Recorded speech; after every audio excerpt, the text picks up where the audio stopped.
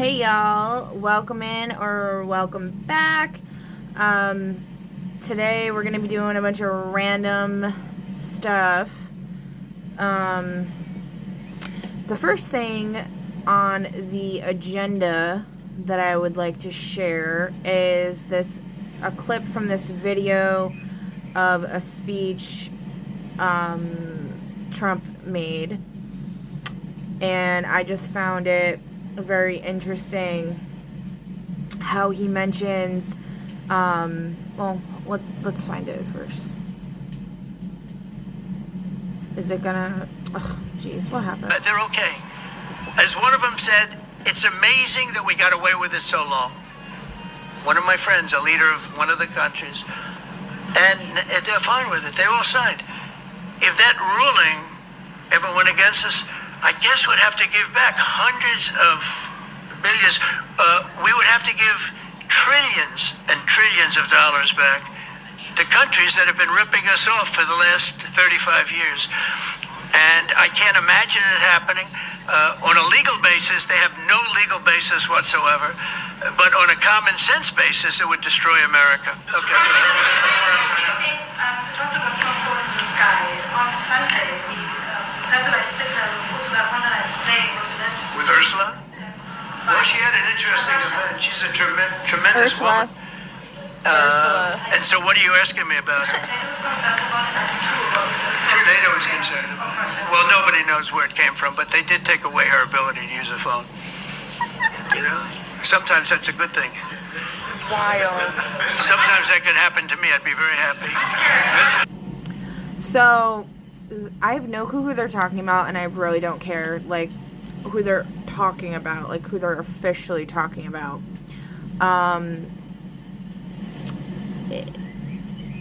They're saying Ursula, and it's just giving Little Mermaid, if you know, you know.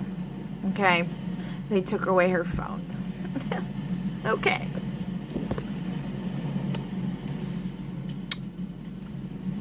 Alright. Anyway, next thing. Let's see.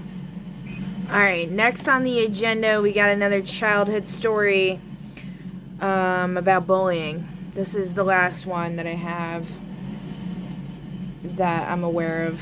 So, but yeah. So we got stepping into my territory. Sally Forner called Miss Barkman. Don't ask where I got these names from. I'm sure there's something to it though. Here, said Sally. Jessica Lartney. Here, said Jessica. My new teacher, Miss Barkman, was taking attendance like she does every morning. She's pretty and very nice. Just yesterday, Sally Forner, like foreigner? Which is me, came to Brooklyn High Middle School. Oh, that's so interesting. I had a whole big, like, moment with the song No Sleep Till Brooklyn kind of recently, so that's really interesting. For me, it's interesting for me. Okay. I was as scared as I could be. You could see it in my eyes. It was the worst day of my life, as I thought, because I was leaving all my friends and family and the home that I knew. We had to move because of my dad's new job. He got a promotion at this really big money-making computer company, and he just couldn't refuse the offer. It's giving, I don't know, I always think of like all this stuff in like Black Mirror contexts, if you know that show. I don't know, the automatic vibe I just got with that is like something like, yeah, nefarious with the computer company stuff. Yeah, let's just continue. I'm not gonna go down that rabbit hole. All right, and he just couldn't refuse the offer. If you knew me, you wouldn't describe me the same way that I would describe myself. Really tough, outgoing, caring, and those pretty much cut it for me. Oh yeah, when I said I'm really tough, I mean it. On the first day at my new school, I made a friend immediately. Her name is Jade Warner. She's pretty smart and a little tough. So tough. We're so tough. Alright, anyway, she's a really good friend. She lives 3 houses away from me. Jade has a boyfriend named Jake. I guess he's kind of cute. I can never pass as a good girlfriend. Oh my god. The next day was Friday. I hate Fridays. I know most kids love Friday because you usually get no homework and the next day is the weekend. Those are the only things I like about Friday. I hate Friday because I have to go to dance for an hour and a half. I have to go to my big brother Troy's football game, which is so incredibly boring, I can't believe it. Next, I have to go get my hair trimmed. Listen to this. My mom uses me when I go get my hair trimmed because there's this guy that she really likes that works at the barber shop. Huh. I wonder if this was like some subconscious kind of thing for me, like, because like my grandma, when I lived with her, used to make me like go get my hair cut like all the time, like, but I don't remember men being there at all. But she loved to yap, or she loves to yap, I don't know. Anyways,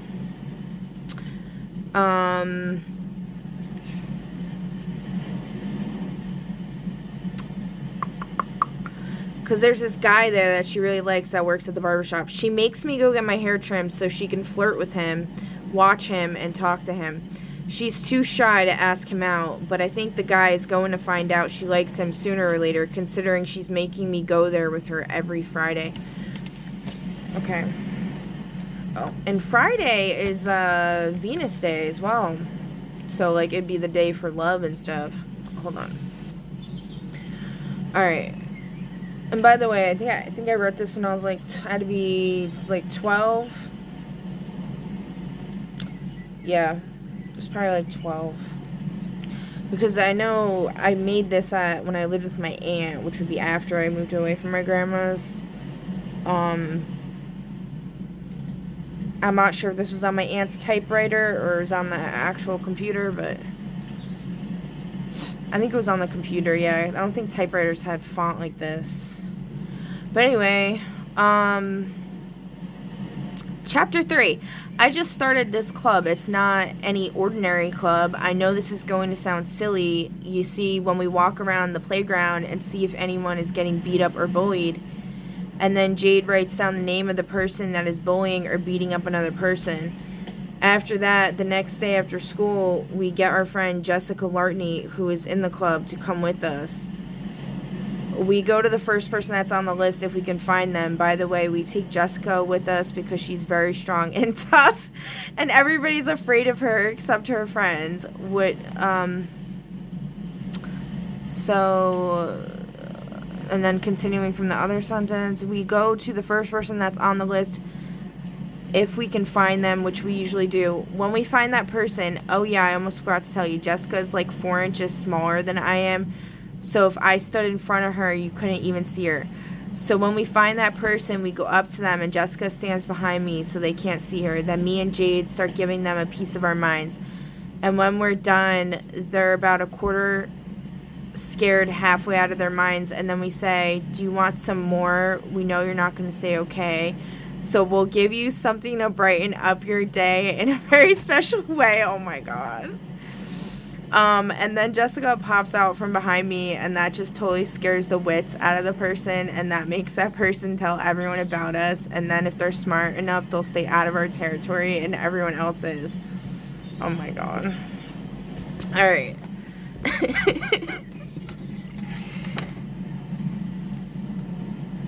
Alright, so lucky enough, I was right. Everyone did stay out of our territory, and everyone was happy. Then one day, Jade said, oh yeah, I almost forgot to tell you, there's this girl named Mary Jane. Personally, I don't think Mary Jane is that much of a fab name. And she's the meanest and snobbiest person in the whole entire world. I wonder if I knew, like, there's no way. I was such a dork. I don't think I even knew. I didn't even know what Mary Jane, like, is. So that's interesting. And about 2 weeks before you came here, oh, you know what? My dad used to sometimes, like on the weekend, he would come pick me and my brother up from my grandma's. And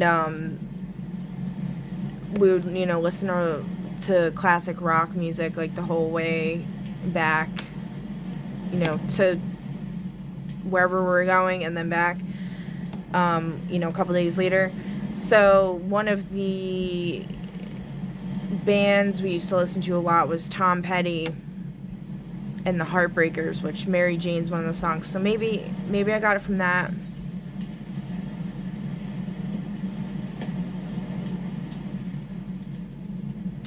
Okay. And about, yeah, maybe I thought, like, Mary Jane was, like, a mean girl, because he's, like, last dance with Mary Jane, one more time to kill the pain. Like, she hurt his feelings or something. I'm not sure.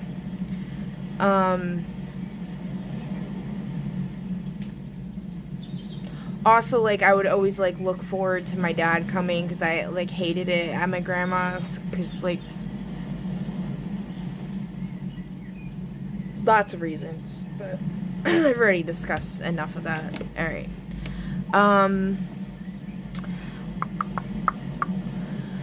So, okay, let's see here. There's a lot of interference going on in my field right now, and I'm getting really agitated. Alright. This is, like, hard to read. Okay. So, let's see here.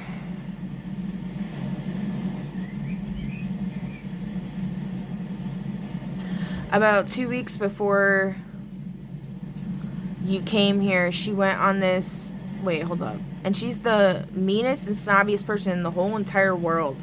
And about 2 weeks before you came here, she went on this vacation with her mother and father. Oh my god. And it was a very expensive trip. Mary Jane is also very, very rich. And the worst part of all, she's coming back tomorrow. Maybe this...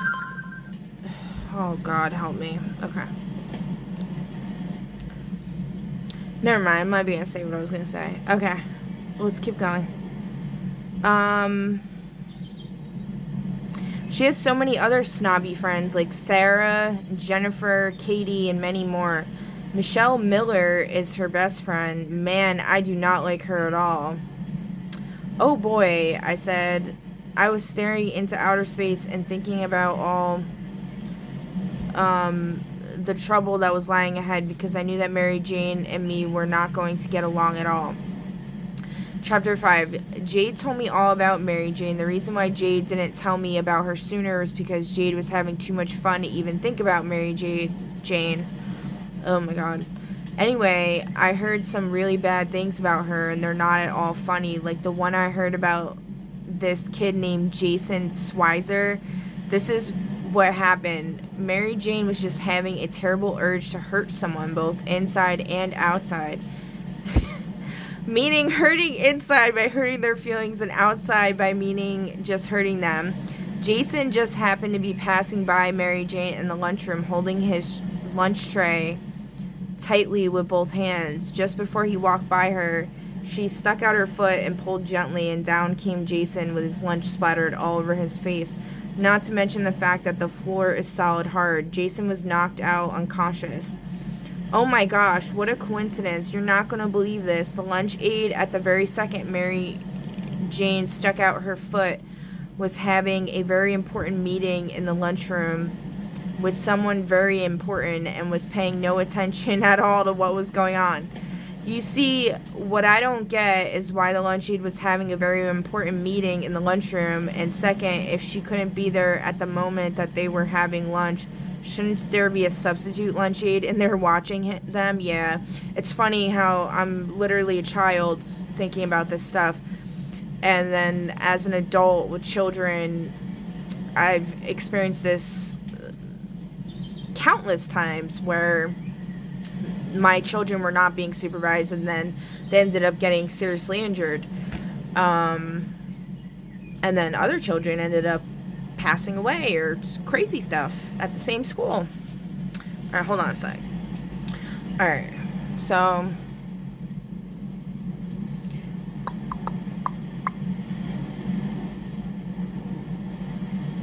where were we?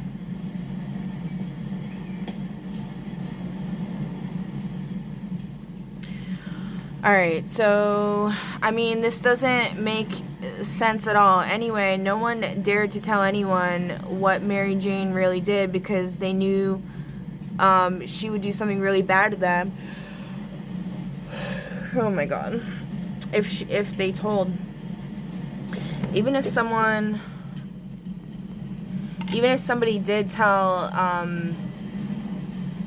any of the teachers, no one would believe them because Mary Jane had this reputation with all the teachers and they all love her and would never even think of her doing anything wrong, or they just don't give a fuck and they don't want to do the paperwork is really what it is. When I told you that nobody would dare to tell anybody what Mary Jane really did, I meant that when Jason fell to the floor, it made a really loud thump and the lunch aide got up from her meeting and ran over to see what happened. Mary Jane and all her snobby little friends were laughing up a storm, so they didn't even notice the lunch aide come by. Mary Jane still had her foot stuck out. Then the lunch aide said, "Miss Pearson, would you mind telling me why you and your friends are laughing your heads off?" "Because Jason was walking by and he tripped over absolutely nothing," said Mary Jane in a disgusted voice.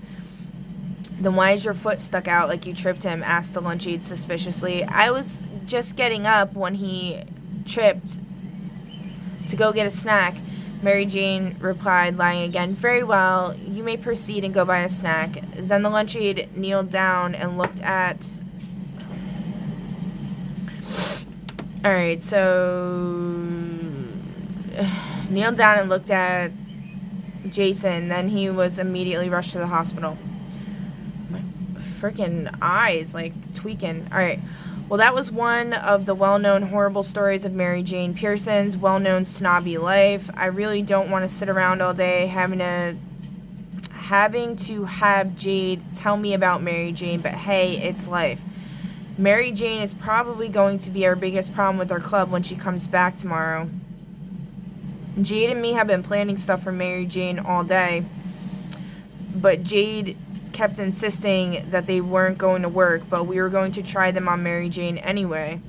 I woke up from my sleep horrified. It was 1 o'clock in the morning. I just had a terrible dream about Mary Jane. My dream was that I was lying down on the lunch bench and had an enormous bump on my head. Mary Jane had a gallon of milk in her hand and stretched my shirt open by my neck and poured the stinging cold milk down my body. What? I screamed a sour scream. Where did I come up with this? I don't even know. A sour scream. Then she slammed a green bean pie with mold on it right into my face. By then, I had passed out. Everyone was laughing viciously at me, even Jade. I couldn't believe what I was seeing in that dream. Then the lunch aide stretched out my expandable pants and drenched them in steaming hot mashed potatoes. Now that's really not okay. I mean, none of this is okay, but that's just like, that's bordering on like sexual assault there. Alright, as soon as the that actually is sexual assault, yeah. All of this is. As soon as the mashed potatoes hit my body that was full of pain, it felt as if 1,000 pins and needles collapsed onto me. That immediately woke me up. I knew that if I had a horrifying dream like this, the real person Mary Jane Pearson was even worse. Chapter 7. I sat down at my desk, looking around cautiously to make sure Mary Jane wasn't here yet. Just then, a girl with dark blue eyes and long wavy blonde hair that was combed just in the perfect way walked into the classroom. The teacher wasn't in the classroom yet because she always comes in 10 minutes after we go inside and get our stuff. Hold on. Okay. And get our stuff unpacked. I knew it was Mary Jane because Jade gave me a hand motion that we practiced the day before so that I knew who Mary Jane was. As soon as she walked in the doorway, she looked straight at me with her evil blue eyes. She walked right up to me and said, "Looky here, we have a new big fat loser in school. Oh boy, we are going to have fun." I don't know what that says. Hold on, let me see. We did a really bad job taking a picture of this page. "Oh boy, we are going to have so much fun together," Mary Jane said in the snobbiest voice I ever heard in my life. I wanted to slap her across the face so bad that it wasn't even funny. Then I said, "Meet me out behind Corner Street store tomorrow." That's actually the name of the store, Corner Street store, in my hometown. "Then we'll see who the loser is." At recess that day, Mary Jane didn't bother me. She was too busy taking money from all the kids. Oh my god. I was sitting alone on a rock, just staring at Mary Jane, watching her bullying her way in life. Sitting alone on a rock. Interesting. Jade walked up to me and said, "Sally Forner, not once in my life have I seen you so stressed out just over one girl. I mean, you're just sitting there watching her hurting people when you and me can hurt Mary Jane, her feelings anyway. Sally, ever since you came here, you have changed our whole school, my life, and everyone else's. You have taught me to not just care about myself, but everyone else. You have made my world so much better. Before you came here, Mary Jane has shifted our lives into the wrong gear. Then you came along and shifted us back into place. You cannot let Mary Jane push you around and bully everyone else. This really means something to me, Sally, and if you're not even going to care, then just forget about it." Before Jane could walk away, I jumped up and said, I just called her Jane. Okay, "Jade, I'm not going to forget about it. I never will, and I never could." You know, interestingly enough, jade is a very important stone that I was guided or directed or told that it was on Merlin's staff, and that I was supposed to try to make. I don't know if I wasn't necessarily guided to make a Merlin staff, but it was more a specific kind of broom, but with a jade stone on top. But anyway, I ordered like jade stone beads, and they're fake. They're fake AF. I can't get like real. I haven't been able to get like real stuff for a while. They just keep sending me fake crap. I wonder why. Okay.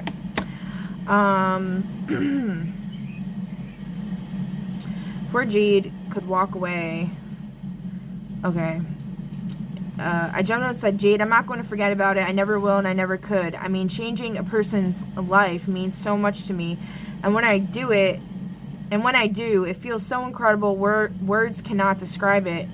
I just don't want to know the feeling of ruining someone's life. I never, not in my wildest dreams, do. It's just the fact of thinking, what if someone walks along and ruins my life? I would like to know if that would ruin anyone else's life, too."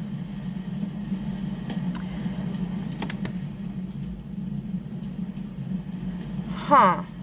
So I guess I was trying to say, like, because, like, she's such a, she's like the big, you know, what is it called? This Mary Jane person's like the boss at the end of like the Mario Brothers game or whatever. Like at the end of the I can't fucking think of the word. I can't think of the word right now. She's like the big boss, you know, that you have to battle. And I think maybe trying to say here how like if she defeats her, then she can't do any more good. Alright, so someone walks along and ruins my life. I would like to know if that would ruin anyone else's life too. With those last few words, I walked away, leaving Jade there thinking about what I had said. You leaving me thinking about it too. Like, I don't even know what you're talking about. I mean, that's just like deep as hell for a fucking 12-year-old. Like, Jesus Christ. Alright, the next day after school, I went straight to the corner street store. Mary Jane was there already with a whole crowd of children. The first thing she said was, "So she finally decided to show up. Do you have anything to say?" Yes, as a matter of fact, I do have something to say and do. With that, I slapped her right in the face. It's about time somebody gave you what you deserved. The crowd around us cheered with joy when I smacked her. The next thing I said was, "Now I have something I have to tell you. I'm sorry, little girl, but you are a stuck-up little brat. You have pushed kids around long enough, and if you don't apologize to all these people right now, I'm going to do more than slap you in the face." "I'm sorry," she mumbled, but you could hardly hear her. "I'm sorry, I couldn't quite hear you. Say it louder this time." "I'm sorry," she said loud enough for everyone to hear. Mary Jane promised never to bully anyone around or hurt anybody ever again. And pretty much, like a fairy tale, we all lived happily ever after. The end. I wish I could smack some bullies in the face and tell them what's up and they would just stop. That would be a fucking miracle. Right? But unfortunately that would land me in jail. So alright, let's see. What is our word of the day? Okay, let's do our word of the day. Haven't done it and I haven't been on here some time. Let's start off with that. The other day it was honorable. Okay. Honorable. We got loving. It was a split between loving and paranoid. We're gonna go with loving. Alright? We're not trying to be paranoid. Paranoia sucks. We try not to feed into paranoia.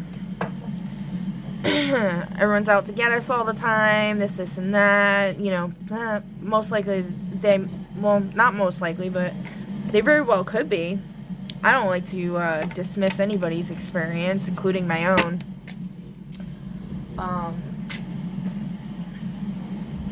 If I've learned anything from this world, there are quite a lot of people out to get quite a lot of people. But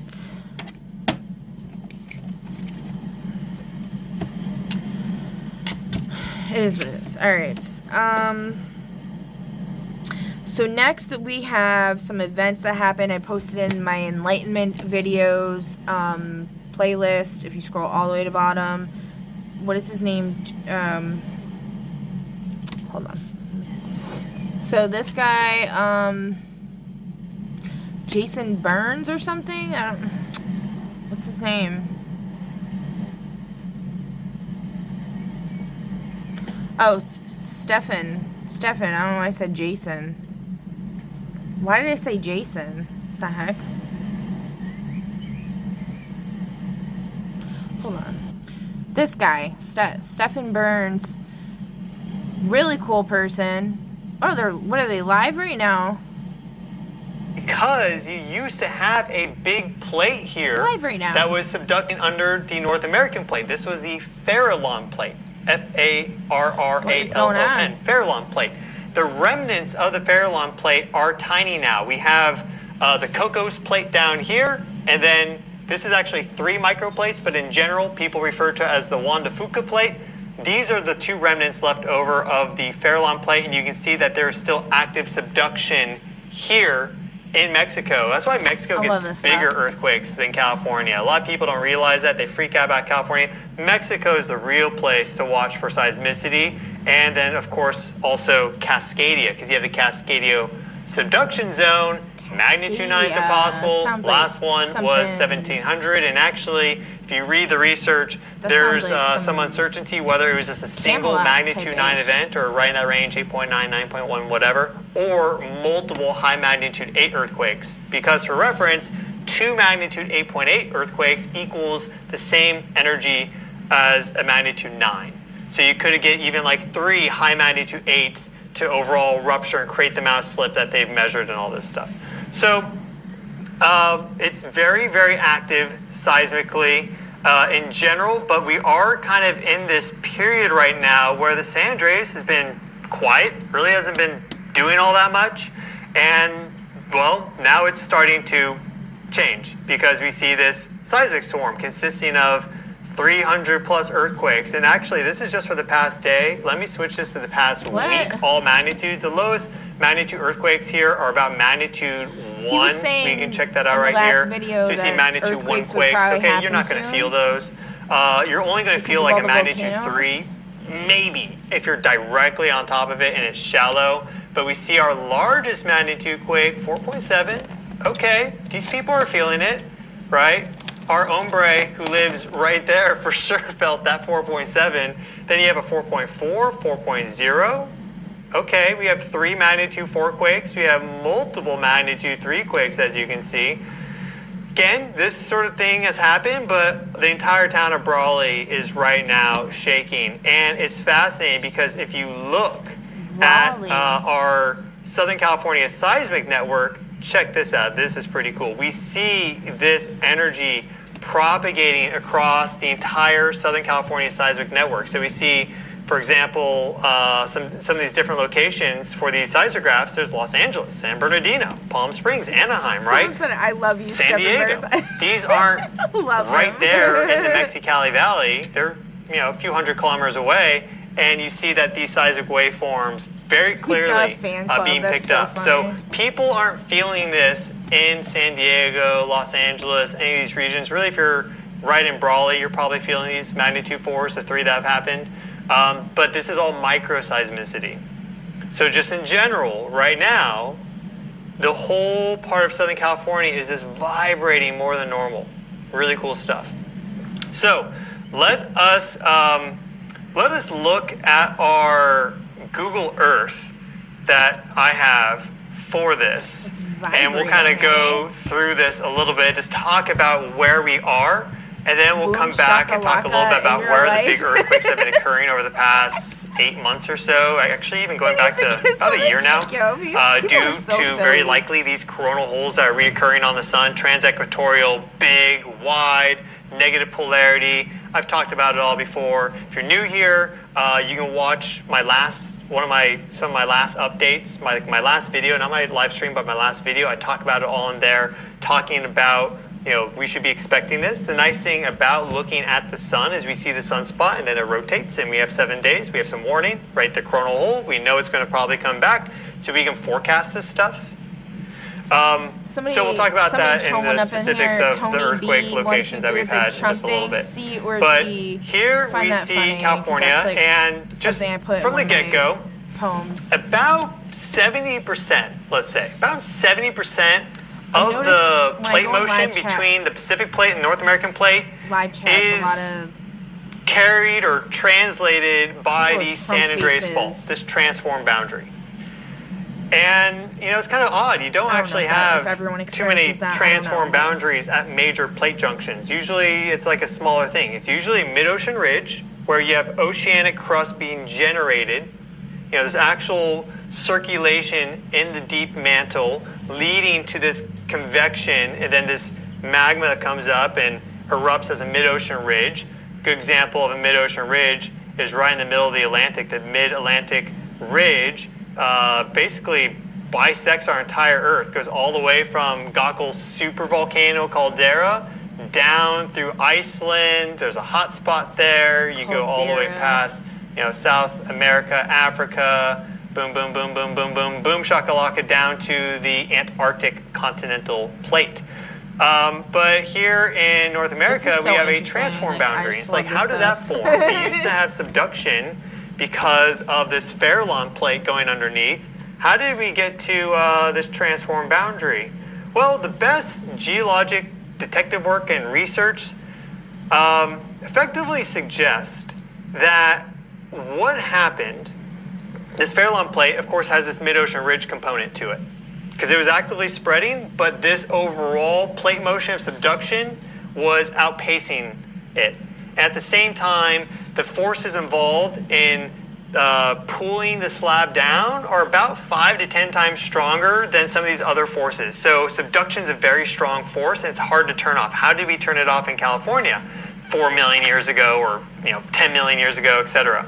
Well, the idea, there's a couple, but the main idea is that when this mid-ocean ridge all of a sudden lines up with the subduction zone, those strong subductive forces are very powerful, and the mid-ocean ridge, especially where it's spreading, is pretty weak.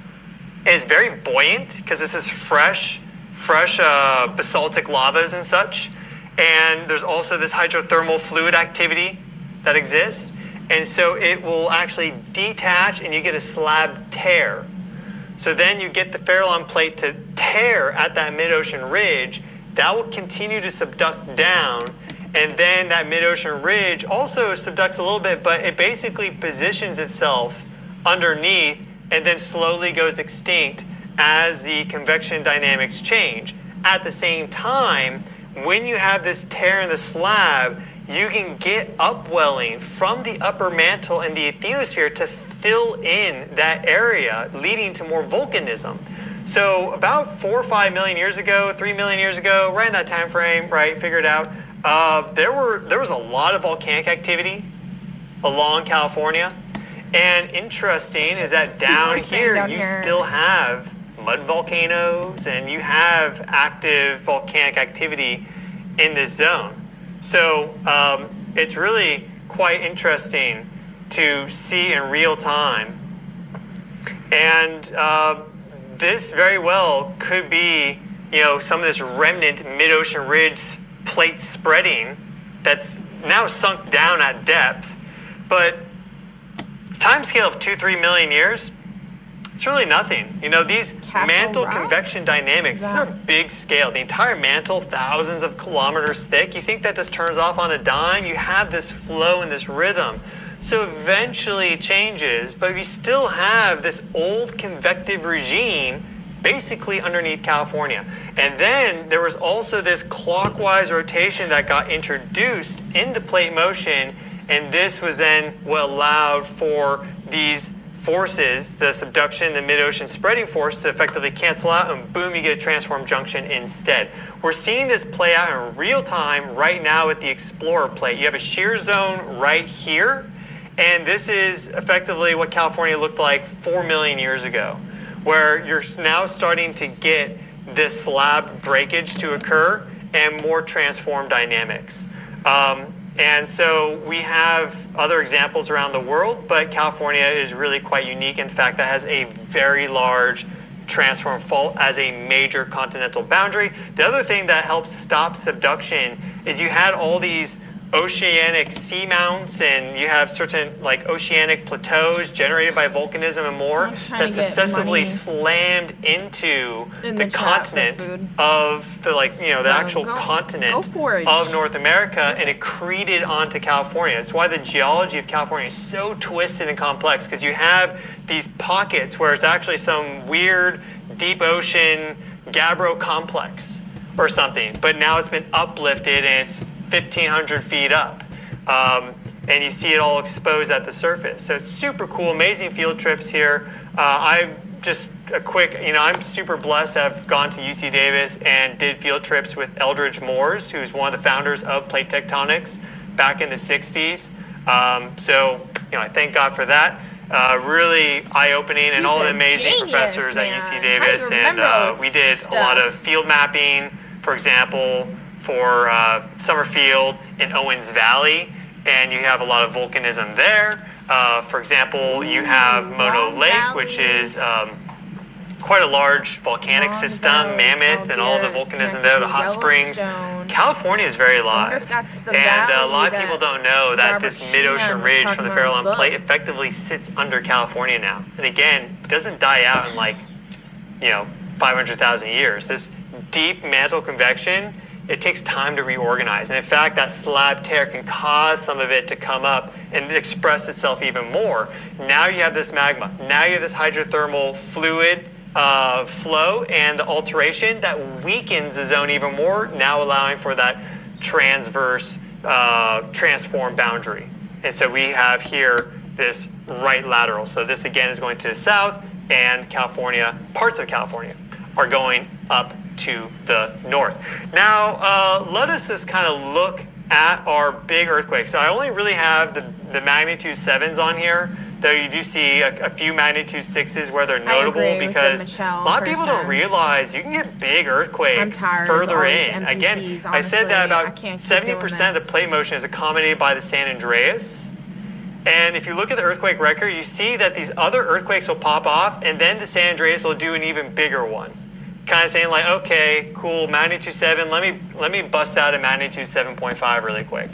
Or San Francisco in 1906, magnitude 7.9 is the estimate. It can do up to magnitude 8, maybe even more than that under a real special geologic situation. We really don't know.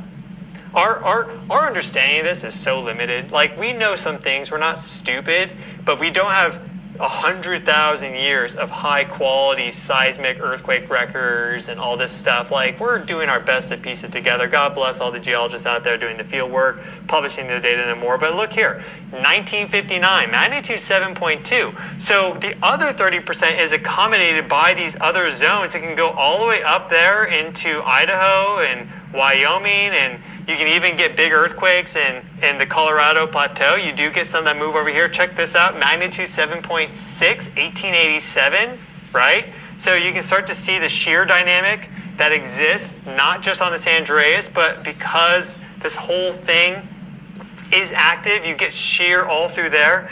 And one thing that researchers and seismologists and people that just pay attention have Florida noticed next. is that there's this interesting back and Yeah, forth fuck that Florida. exists between the A lot of evil East people over there. California shear zone and the San Andreas Fault in this area. lot of So evil you people. have big earthquakes to the east, and then you get big earthquakes to the west, and they seem to alternate in time. So we see that our most recent big earthquakes, look at this, magnitude 7.3, 1992, not that long ago. Magnitude 7.1, 1999. Okay, these are magnitude 7 earthquakes. Again, not this Northridge like 6.7. Yeah, I didn't live through it. It's a big earthquake. I'm sure it was crazy, but at the same time, 6.7 compared to a 7.3, big difference. These are big earthquakes. Most people didn't feel them simply because not that many people are living in the Mojave or Sparks, Nevada, or someplace like that. God bless them, though. We see here some interesting kind of timing. You had the 7.3, 1892 Mexicali right off the San Andreas. That's 1892. And then you have this one here, 7.2, nearly the same magnitude, nearly the same location, this in 2010. So you see about this 120-year reoccurrence interval for these two earthquakes. So this earthquake swarm in Brawley, I'm not necessarily concerned about it as it relates to a big one coming, though you just don't discount the Mexicali Valley in this area because they get big earthquakes. I haven't plotted, by the way, all the magnitude 7s that popped off in Baja, the Gulf of California. You get tons of magnitude 7s down here. So we could be looking at something that hits Baja in the near future. I mean, that's always a possibility. I just haven't plotted them on this Google Earth. But we see here in the San Diego Hills, 7.4 year 1800, big earthquake, right? That's bigger than 7.3, 226 years ago, okay? You go over here, you have 7.5, 18, 12. This is the 8th of December. You go forward 2 weeks, basically, and boom shakalaka, Yeah, you have a magnitude they're talking about 7.1 prophecies and stuff like that. on the 21st of December. far as any of So this sometimes stuff you get goes- these double bursts as well. But you see that these 3 big earthquakes for The only Southern thing I can California, say from what I've seen is they're 200 plus years ago. And now we've had a big activity in the East California shear zone. We can maybe expect Mother it Earth to is selective come back now because we've gone. about We had a bunch of she activity takes here. out. It shifted over here. Maybe saw now it's that going to be with shifting back. the floods Certainly, at some point, a while we back, will get some big activity on the San where Andreas it because, literally in general, weaved in and out of certain phone people's is houses. going down there. Because in New in Jersey? general, you have this sequence where you So- have a rupture of a fault. I think I need to maybe tighten my phone here. 1 second, guys. This should do it. Boom. Okay. You have a rupture of a fault, and then you have the spreading of that energy out. You have this seismic shadow that exists for a while, but then you start to get this loading phase. Then after the loading phase is when you get the next rupture. lot of people So want you it have to this end. rupture, They're sick of relaxation, this then a crap. loading, then a rupture. That's the Yellowstone, sequence. wake up! Like, let's go! Like, We do see a I'm not saying I 7.5 want there, that to happen, 1952. That's a big quake. Notice that it's on the bend. People are really dumb. When you get these, you get the strongest earthquakes for the San Andreas where the San Andreas bends, because that is where the strain accumulates the most, And and I then can't it blame finally them slips. at all. Because this bend kind of locks it up, so it needs a bigger earthquake to rupture it. You will notice also for 1906, magnitude 7.9, here you see this bend up there in Fort Bragg. Now the epicenter was off the coast of San Francisco, best that we know, but we had extreme rupture all the way up to Eureka and basically to the triple point. So it wasn't just a rupture right here, the whole fault ruptured through that zone, and so that bend finally allowed that rupture to occur, and that's what you had a result. Now, another thing to keep in mind with seismology and earthquakes and plate tectonics is that we have these distinct units and blocks. And some of them are smaller in scale than you may realize. Like here we're looking at continental plates, right, and those big blocks. But you have smaller Lego bricks in there as well. You have, just for reference, here, 2 big geologic blocks that get very little earthquakes right in them, but you have them perfectly outlined on the sides. There's a string of historic earthquakes right here where it's like magnitude 5s, and there's really not that much activity, but you do see that block edge perfectly highlighted with the historic seismicity, but then within these 2 blocks, nothing, super quiet until you get to the mountains. So it's also a factor of these blocks, how they're snuggled up against each other, you could say. The stress loading and strain that they're accumulating, and sometimes they all shift together. Sometimes you get just one block to shift. That will generate a smaller earthquake than a bigger shift. So this is important to note too. But we've been having big activity in Nevada recently. Now, nothing over magnitude 6 talking for the about, past these month. We've blocks, had this and then I was thinking of it in a figurative sense as hit in Silver people or Springs, along with something, magnitude like 4 beings, quakes right? there. And then somebody We've said, had 4 people earthquakes drinking near will start a fight, 4 Tonopah people smoking here weed in will start Nevada, a and big- also we had a magnitude 4.4 just outside Area 51. And let me switch back over, in fact, so I can show you so these funny. earthquakes. And just by the way, while I'm here, this is our solar activity. Here it is Not this true. magnitude, or this Some people can 5.7 drink and M-class they're- flare. And this solar flare right They're here was also from the most Sunspot part, Group yeah. 4436. So in 5 days, we could be looking, in less than 5 days, we could be looking at X-class flares at any moment in time. This sunspot has been super active, even though it's had these huge explosions, huge solar storms and plasma launches. It hasn't cooled off. It hasn't diminished. This thing is like, dude, I can do it people again doing shrooms and again will write and in the again, Bible. and it very well may. But if we go to our USGS earthquake map, let's switch this here to our 30-day view, and it should show all the main activity for our 30 days. Look at now kind of what we're seeing. Golden Here showers is Nevada, over there. boom, boom, boom. Pretty nice alignment, right? It's right at the edge of the basin and range. So these aren't the super big earthquakes, but clearly there's more fracturing right now as a result of them, because this has been a big swarm. Cherries. Silver Springs has been hundreds of earthquakes, okay? It's like Some of a these other creepy old locations man haven't been saying as cherries, prolific. which is like This my is nickname magnitude that I've brought up 2.5. Let's before. go to all magnitudes. I'm just and we'll pointing it out. we'll get some more noise in the data, but you see that this is a significant swarm, 86 events in the map area. Silver Springs here, right?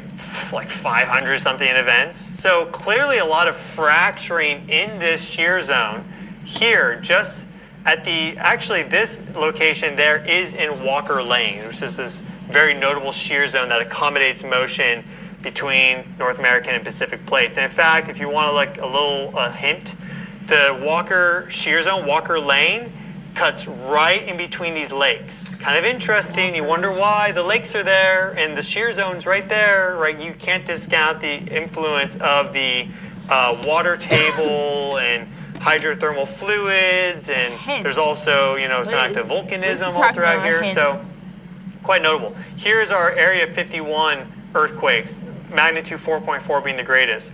But we have this alignment, effectively, stands out very obviously, at least to me. I don't know about you guys, but this is what I see. I see very clear alignment there. You see a whole bunch of small magnitude events, but these are the biggest on the map area. Boom, boom, See, boom, look, and all in this Nevada. same guy that said Now the we have this cherries thing was 4.7 in talking about Brawley Donald Trump. going down there. So if you're going to have a greatest, big biggest, movement in beautiful, California, you brazen brass probably balls, need bar none, these for the areas to lion, be tickets, loosened up a little bit. ASP and taketh Right? names, biblical. And we also they see took that with our out. record in that Obviously, it's we somebody get who's these probably big stalking events me, probably watching me to right then now, have follow-up. hacking So into my they're very shit. closely aligned. and just being a We they can think they're look funny. here and we'll see Yeah, a good example of this. You have 1915, Trump will save magnitude 7.3 Pleasant Valley. You have 1932, So dumb. magnitude 7.2. So if you look dumb. at the official USGS catalog, they have these events as magnitude 6 something, like high magnitude 6.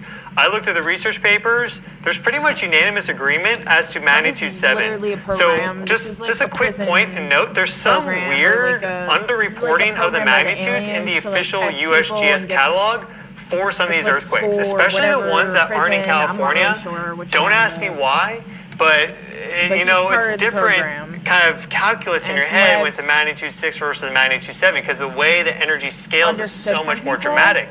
Magnitude 7 is 32 times more energy released than a magnitude 6. So a 6.9 versus a 7.3 is a big I'll deal. talk about that Like when I that's turn this really off. significant. It's like 3 times or 4 times the energy. So the consensus in general, from what I've seen in the research, you can do your own research, I highly recommend you do it, is that this is a 7.3, this is a 7.2, boom, boom, you get this right there, and then after these events, this is again geologic scale, decadal time frame, right? After those events is when you get this 7.5 on the San Andreas, right? Well, look, that's 1952. Right after 1952, you get a double sequence here. You have a magnitude 7.3 Fairview Peak, magnitude 6.9 Dixie Valley. This occurred just minutes after this one. So it's Wow. another example of a doublet in the western United States. The other one was down for Southern California, 1812, right? The 7.2 and 6.9, I think. Anyways, so you see how you have this reciprocal action back and forth. You first get Nevada to have some ruptures, and then you get California to pop off a big one at the same basically reoccurrence interval too, right? You do 1915 to 1932, that's 17 years. 32 to 52, right? That's 20 years, very closely linked up, and then right just 2 years later, and it actually could be less because of the months and everything, right? You get these guys. So clearly a relationship there. So we've had some big activity. Here we see the most recent high magnitude quake, 7.1, 2019 Ridgecrest. This is in the East California shear zone. Again, we see how it goes activity clusters here in the Mojave, a little bit north, around the Garlock Fault. Garlock Fault, by the way, is well overdue, and it can do a magnitude 7.5. So Ridgecrest was close, but the Garlock Fault there can easily knock out a 7.5. And this accommodates motion between the San Andreas and this whole shear zone and more. But you see these 3 big earthquakes are the most recent, right? And well, the last big quake, magnitude 7 quake, to strike this area here, 1952, okay? You see nearby What happened in magnitude 1952? 7.9, 1857. So there's a lot of unique history. If we go up, we see for the Bay Area, magnitude 7.4, 1838, Santa Cruz Mountains, just a little bit north, really. Here you have the magnitude 7.9, 1906. So that reoccurrence interval is fairly short, but 7.4 versus 7.9, big difference. So we're not exactly sure that that was a full rupture and like a full reset of that cycle. But, you know, very close together in location. And I just Garlock. really think that we should be watching Garlic. California right now really closely because we did get this 7.2 2010. You did get the 7.3 1992, the 7.1 1999, the 7.1 in 2019. So all four of those earthquakes have loaded this part of California very strongly with a lot of stress and strain. A lot of that seismic energy gets absorbed into these faults. And we're in that loading phase. The question is, it's not a question of if we're in the loading phase, we're in the loading phase, folks. Anyone that lives here should know that these faults are actively being loaded with energy. You have inexorable plate motion that's loading in movement, 2, I'll be 3, outta 5 there. millimeters, whatever per year, right? Or maybe it's even centimeters, right? Like you have Actually, no, I active wouldn't. loading every single day on these faults, at the end of the but you also day, get loading if you're from meant these to earthquake be in events this that realm, do you're gonna be in release this their realm. energy and If then you're spread not, it out. you're not. So You're just gonna go we're in the somewhere loading else, phase. and The it question is is, what it when's is. the next big rupture? Too many people try to That's control the, stuff. the big It's like, unknown. just- So let's go back, just and then we're going to be. wrap up. Let's go back DJ to our Tiesto, USGS just be. Earthquakes. But actually, before we do that, just want to mention we have the Panranahat. I think I pronounced that correctly. There's this shear zone there that distributes some of this energy from Walker Lane in the East California shear zone up to the Wistach Fault here. And this is super overdue as well. So when Saying we're gummy seeing house this works better than activity, a sugar, we sugar could be looking at bread. California, but also, Sugar bread you know, house. there What? is plate motion that's accommodated in these zones. You get, if this is like 70%, this is maybe 20%, and then you get like 10% spread out across even further. And you can just see it, folks. Just zoom out on the map, and the western United States looks like it was hit by a nuclear meteor, comet, whatever. I mean, it looks like it went through a real war zone, okay? You have the basin range, you have this extensional normal faulting, and then you start to get normalcy over here, basically. But obviously, there's a that? lot happening here. North It's America just really giving took some me big Shadow impacts and Bone vibes, when you if had you that guys, subduction you know zone what I'm off the talking about. coast. And then a mid-ocean ridge Shadow subducts and underneath, Bone, and that mantle convection, the slab is divide. tearing, all this crazy stuff that we're finding out. Something. It's very active. But things are kind of stuck up. They're lock and loaded right now. We don't know when it's going to rupture next. So let's go over to our USGS map here. And let's look at some of the earthquake activity going back to July of last year. So we just type this in here, and this will give us a better understanding of some of the flow of energy. I'm Because we looked at the bored. flow of energy I've been across yawning this whole California time. on that decadal time scale, but let's look at the forgetting to flow of breathe, earthquake I think. energy at a shorter time scale right here. And we'll set it for Forgetting to breathe. set it for No big 6.8, deal. magnitude 6.8. That should do it. We'll draw our map. Oh no, we don't want to draw a map. We'll just simply I love search, hearing people and speaking we'll all set nerdy this and as shit. satellite, It's so universal stimulating for my brain. I time, don't understand a lot of stuff he's and talking we're gonna have a good about. It's all time. Hope new you're all having a good information time. to me. Hello and welcome everyone to the live stream. I'm your host, Stefan Burns, geologist, geophysicist, space weather guy, your cosmic bro, here to help you understand what is happening with the Earth. Happy Sunday. Hope you're all doing well. This isn't the end of the world. It's rather a new understanding of the world that we are embracing and coming into. So that is really why I get excited Okay. about this, because the more of these events that occur, hopefully not deadly or destructive, but as we learn more about this, we come to a better understanding of the Earth, the sun, our cosmic environment, and also ourselves. We're all connected to this, right?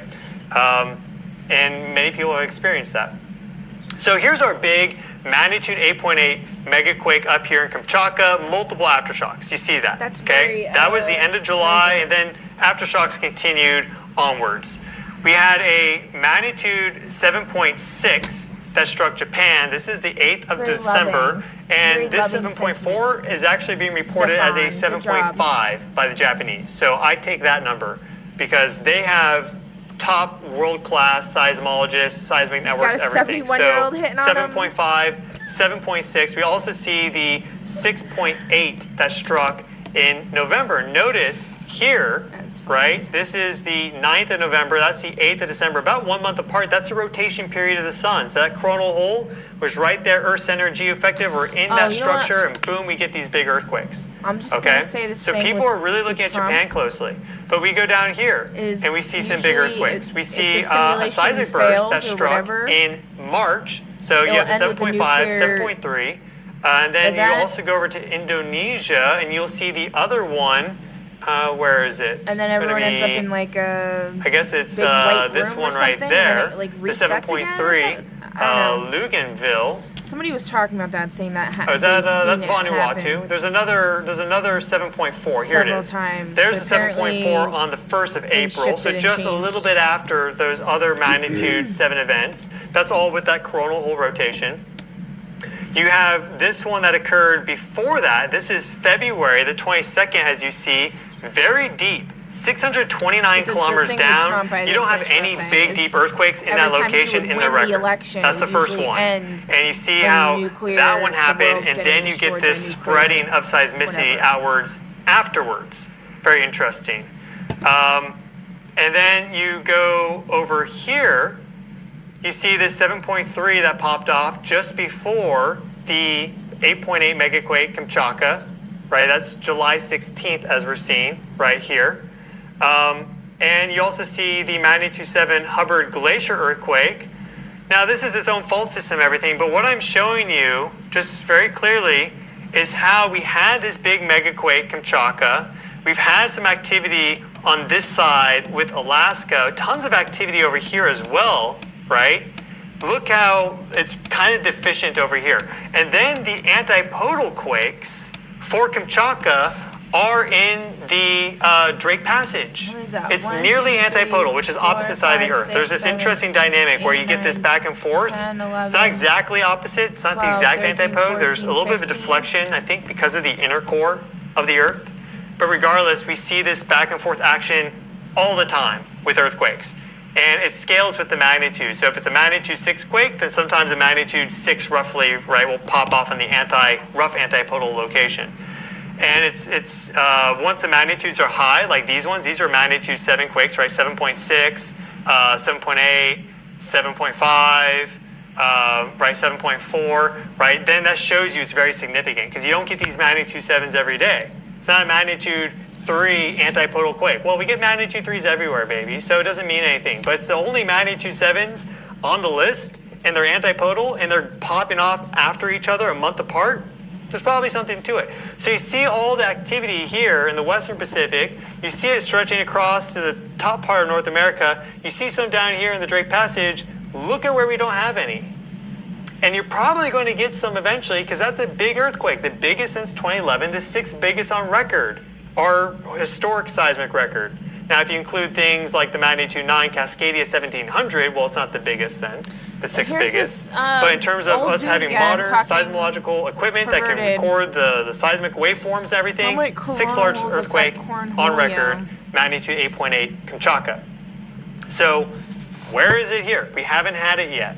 Very interesting. It's probably eventually going to happen because, well, the whole Pacific plate is moving. This is showing clearly that the whole Pacific plate is moving. You have the rift zone for the Pacific plate, but eventually this should all balance out. So like So Right a lot here happening and right right here now. We and have right here. this big coronal hole on the sun. We're having earthquake swarm in Brawley. This will be Earth center geoeffective around this critical convergence time period with the Mercury Cazimi and the new moon. And this sunspot's been very active, big shock waves, a lot more. So I will keep you up to date on all of that. If you subscribe to my channel, I release videos almost daily. Either it's a video or a live stream, All right. so you can pretty much count on that. I also have a all right, awesome. You're great, Stefan or Stefan. I don't know how to say your name. Stefan? I think he just says Stefan. Alright. Alright, we're gonna wrap this up here. So, anyway, so, like, on the 5th, there was a volcano, the Mayon in the Philippines. Mayon. And then on the 8th, there's 2 volcanoes. Dukono in Indonesia. Dukono. And Sakura...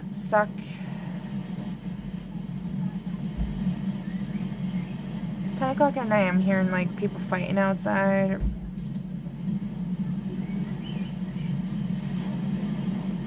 Sounds like Munchkins. Like the Lollipop Guild is fighting outside or something.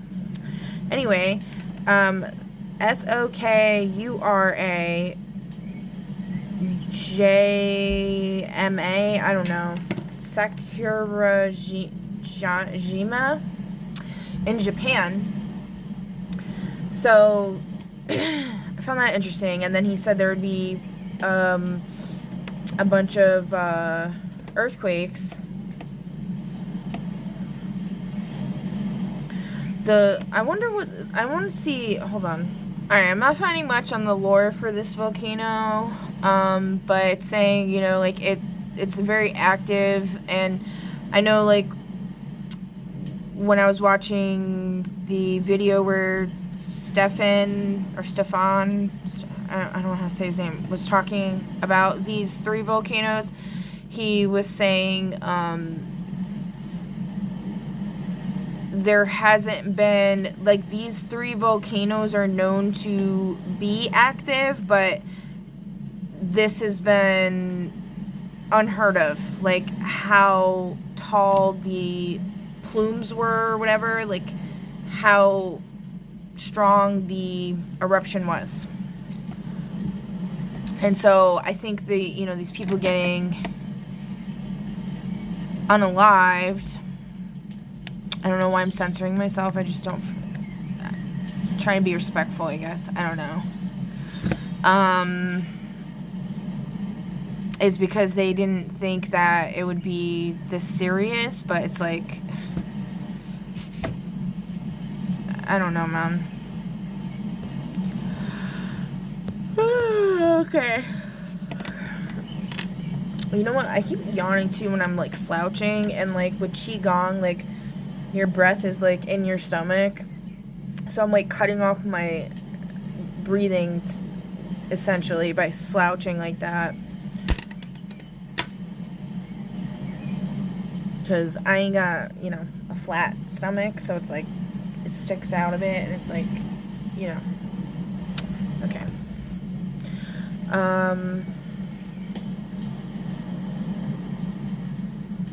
Alright, where are we going here? Alright, this is a cool picture I wanted to share. Some guy climbed up here and took this picture. It's pretty cool. Here we got some more stupid fighting nonsense. That's...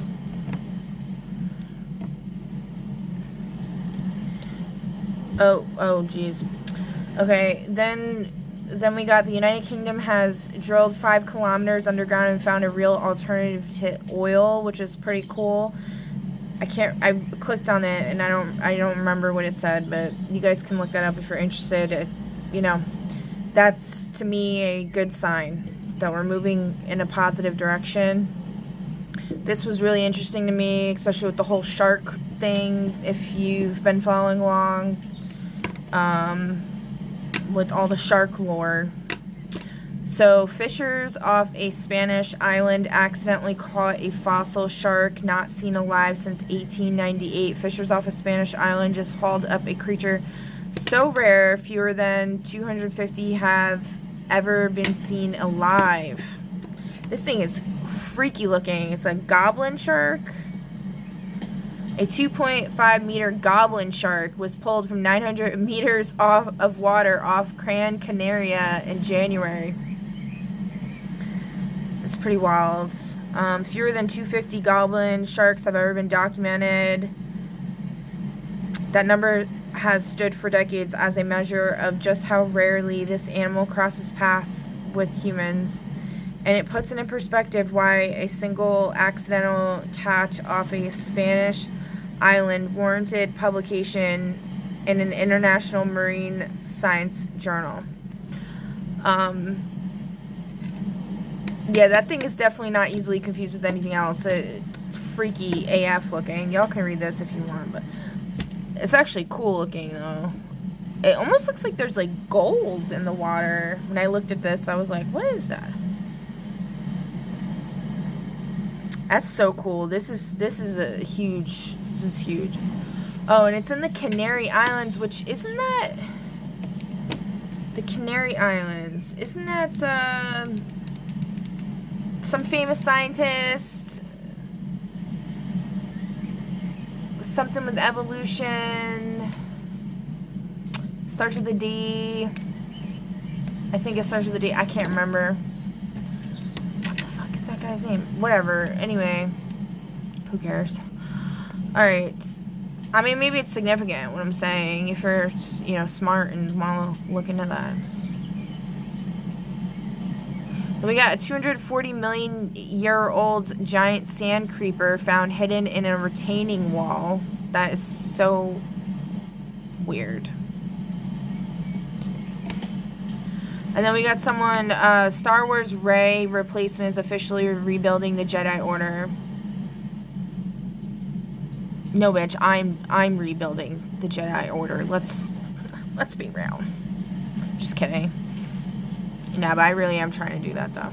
Alright. Okay. Oh, this is a poem that I think I read already.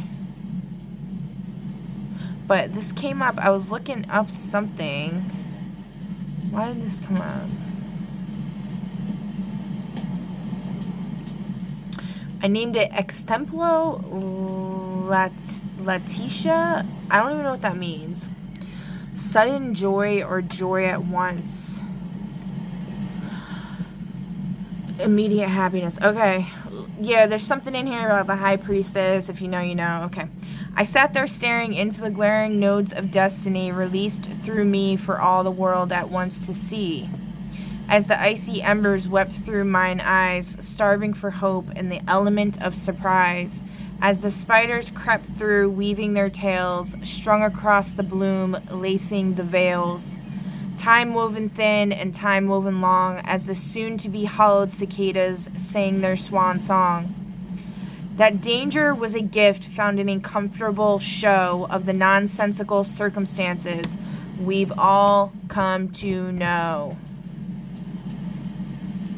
Where differing of opinion means love swallowed whole, where united we stand, leaves no one to understand how one man's suffering is another man's plan, how one broken heart seems to be another's key to salvation, and it is through truly seeing these intrinsic catastrophes of so-called morality that the crack in the wall becomes so undeniably visible.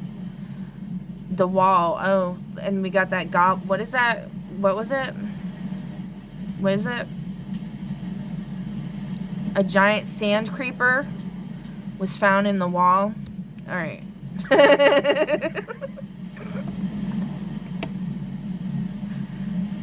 That all those in chains, breaker of chains, yeah, we need some Daenerys energy. Break free with will indeterminable. One that's never been envisioned on this realm or galaxy in between, never been attributed to any king nor queen. No emperor nor empress have ever expressed such a potent faculty displayed on their crests. Neither Hierophant nor High Priestess have ever laid hold to the power in the reckoning that is soon to unfold. A will so unique it will not be forsaken, and it is through this destiny all will awaken. When the blood runs red and the moon's glutted gleam, as the vial of hunters become the hunted beneath its glistening beams. 'Tis the night where the path for retribution is hath, by the sentinels whom take flight on a mission non-preventable. The time matches the year, the day matches the deck, all the T's are dotted and the I's cross-checked. As the augury event illuminates the route, with the beacon shown out by gnarled, knobby knuckles and a hooded visage, the passage to imminent endurance of expunging presage.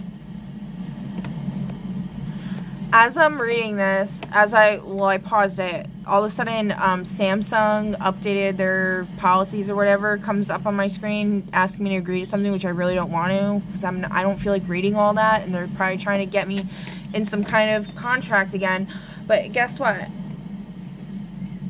I rebuke any of your shitty contracts for myself, my household, and all of my allies, in the name of the Most High, Elohim, Adonai, and the Holy Ghostess with the mostest. Bitch. Okay. So, anyways. So I'm gonna have to accept the contract to keep using my phone, but it doesn't mean I accept it. Because I don't have the capacity to read that shit. And regardless, I don't have a choice anyway.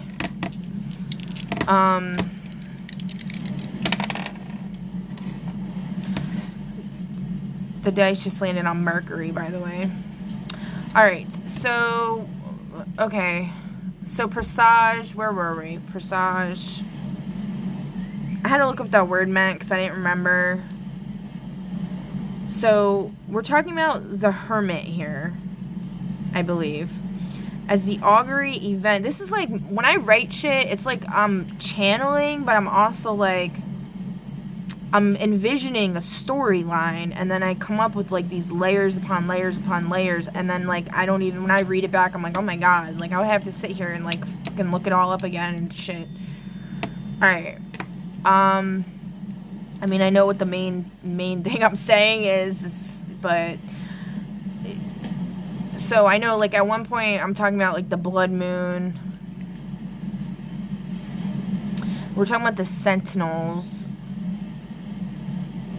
which I was referring to the angels, I believe. The time matches the year, the day matches the deck, all the T's are dotted, and the I's cross-checked. Time matches the year, the day matches the deck. I know I was talking about the tarot with the deck.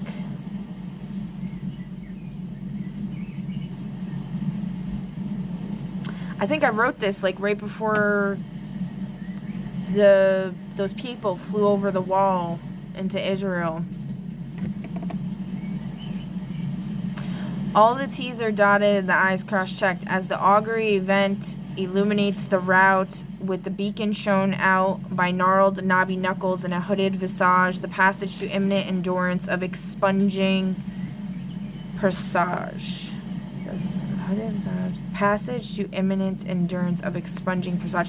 Yeah, so presage means like an omen or like a prophecy or whatever that's typically bad. So I think it's saying, I was trying to say like getting rid of these bad prophecies, because a lot of times these magicians in reverse, we'll call them, or baneful magic people, they like to make predictions and stuff that are really bad and evil, and they'll do it in a big crowd because they get like manifestors and projectors or whatever, who like people that have, I feel like everyone is the more people that are aware of like a prophecy or like something like that, and then if their minds are malleable, if they're okay, let's put it this way. So there was a drought a really long time ago, okay? And a radio show host asked everybody in the audience to pray. Was it pray or meditate? One of them, at a certain time. And then it literally ended up raining. So it's something like that. Like people like kind of making these bad, things happen. That's why I keep trying to tell people to be careful what you're watching, especially with the news, I would just look at the headlines and kind of make up your own crap about it. Because, like, at this point, that's all they're trying to do is just program their reality to fit their evil bullshit so that they can keep going on their little stupid carnival cruises and you know, banging hookers and sniffing lines of cocaine. Like, that's all they want to do, right? And it's just like, okay. And while they're like peasants, you like looking down at everybody else, because, you know, that's what makes them feel like the thing in between their legs is not as small as it actually is. The thing in between their legs and the thing in between their ears is really the big one there. Or small one, I should say. Well, actually, the one in between your ears, it's more about the wrinkles. If it's wrinkly, so they're smooth-brained. Okay. The day matches the deck. All the T's are dotted and the I's cross-checked as the augury event illuminates the route. And I just, like, heard somebody being like, bitch, I'm smarter than you. Like, I did better than you on my exam, or, like, something like that. It's like, that's not... There's... In the grand scheme of things, what matters is your intelligence towards, let's see. In the realms of the Tiphereth? I don't even know how to say it. Your heart space, okay? That's where true intelligence is measured. Alright? And a lot of y'all don't have that at all. You're very smooth-brained in that department. Alright, the time matches the year. The time matches the year. The day matches the deck. All the T's are dotted and the I's. I wish I took notes on this when I was writing it, because I don't know what the heck I was saying. The augury event illuminates the route with the beacon shown out by gnarled knobby knuckles and a hooded visage. The passage to imminent endurance of expunging presage. The bounty shall be harvested and... I don't know. Oh. And enjoyed by those devoted to prescribing the antidote of which benevolent joy is encoded.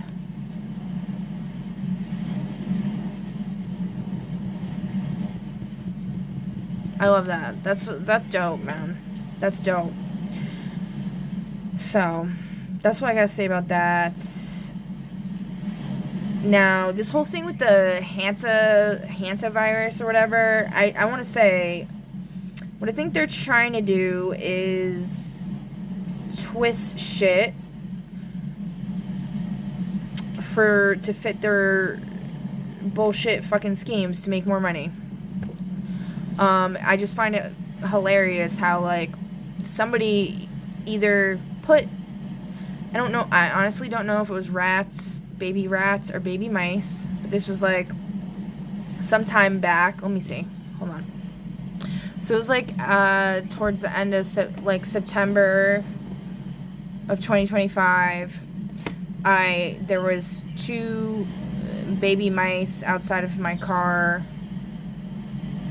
when I had gone to the market, and like they were like, I can't even talk about this, because it's like I feel like they're trying to like blame me for the hantavirus maybe or something. I don't know. But anyway, these little baby mice needed help and I tried to help them, okay? Ended up not working out, but anyways, one of them had an X on top of its head, like somebody was experimenting on them. There was 3 of them, actually, like 3 blind mice. So, and there's actually a story in my fairy tale book about them. And a magic ring. So I found that really interesting. So yeah, I had a very meaningful experience with those mice. I don't know if somebody put them there as a threat to me or try to set me up for something, or I don't know what. But or if the mice could just sense that I have like a motherly energy, so they like went towards that.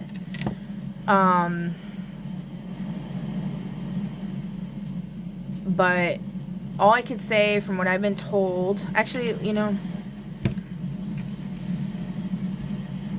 let me see.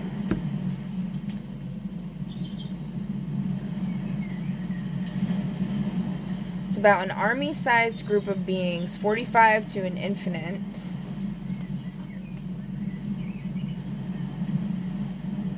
A mental health crisis. It's about a collective wound with a mental health crisis. Okay. So, alright, so then I'll talk about it. Something technology, yeah. So I basically, you know, I have a really big heart, and, you know, where most people would see, like, a rodent and be like, ooh, I want to kill it, or, like, who cares, and, like, throw it away in the garbage or whatever. I tried to help it, and I tried to, like, literally go to a vet hospital, and, like, I got turned away by, like, everybody, and they were all looking at me like I'm crazy. But honestly, my soul was extremely weary at that moment. And I believe, like,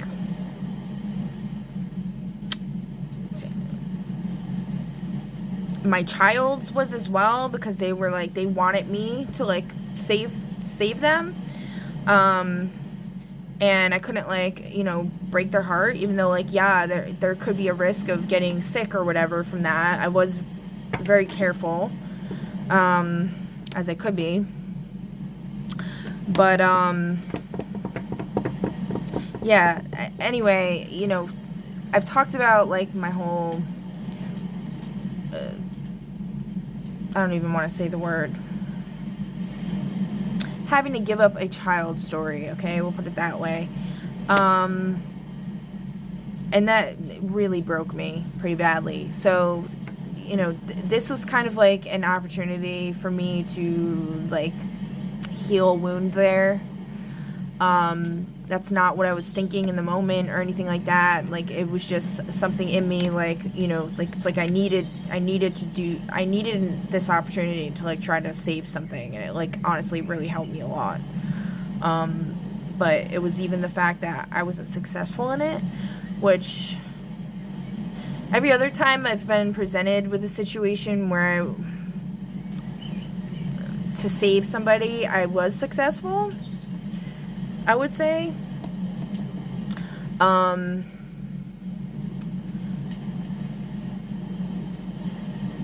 Because, like, I mean, there was a time where I literally found someone who was, like, unalived. And there was no way I could save that person. As far as my knowledge base goes, there was no way I could save that person. But,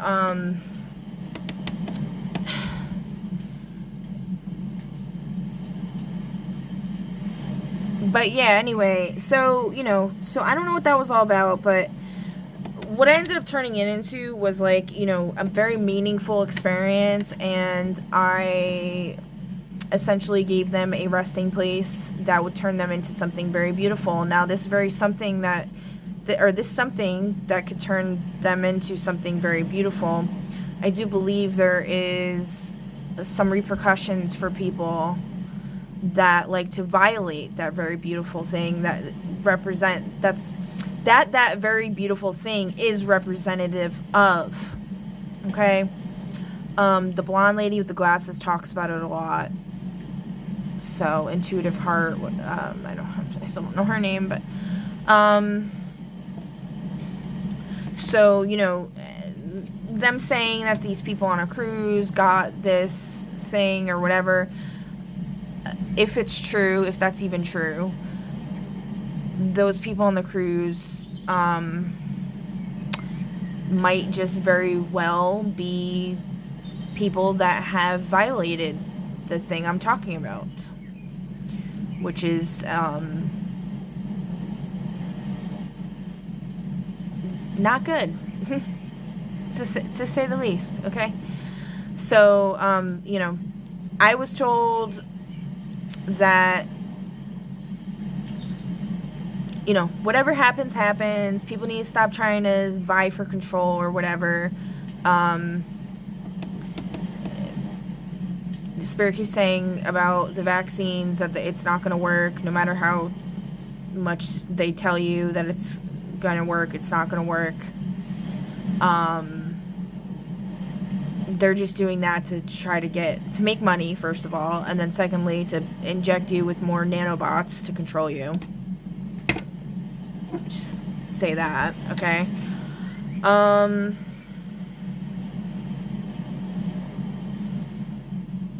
You know,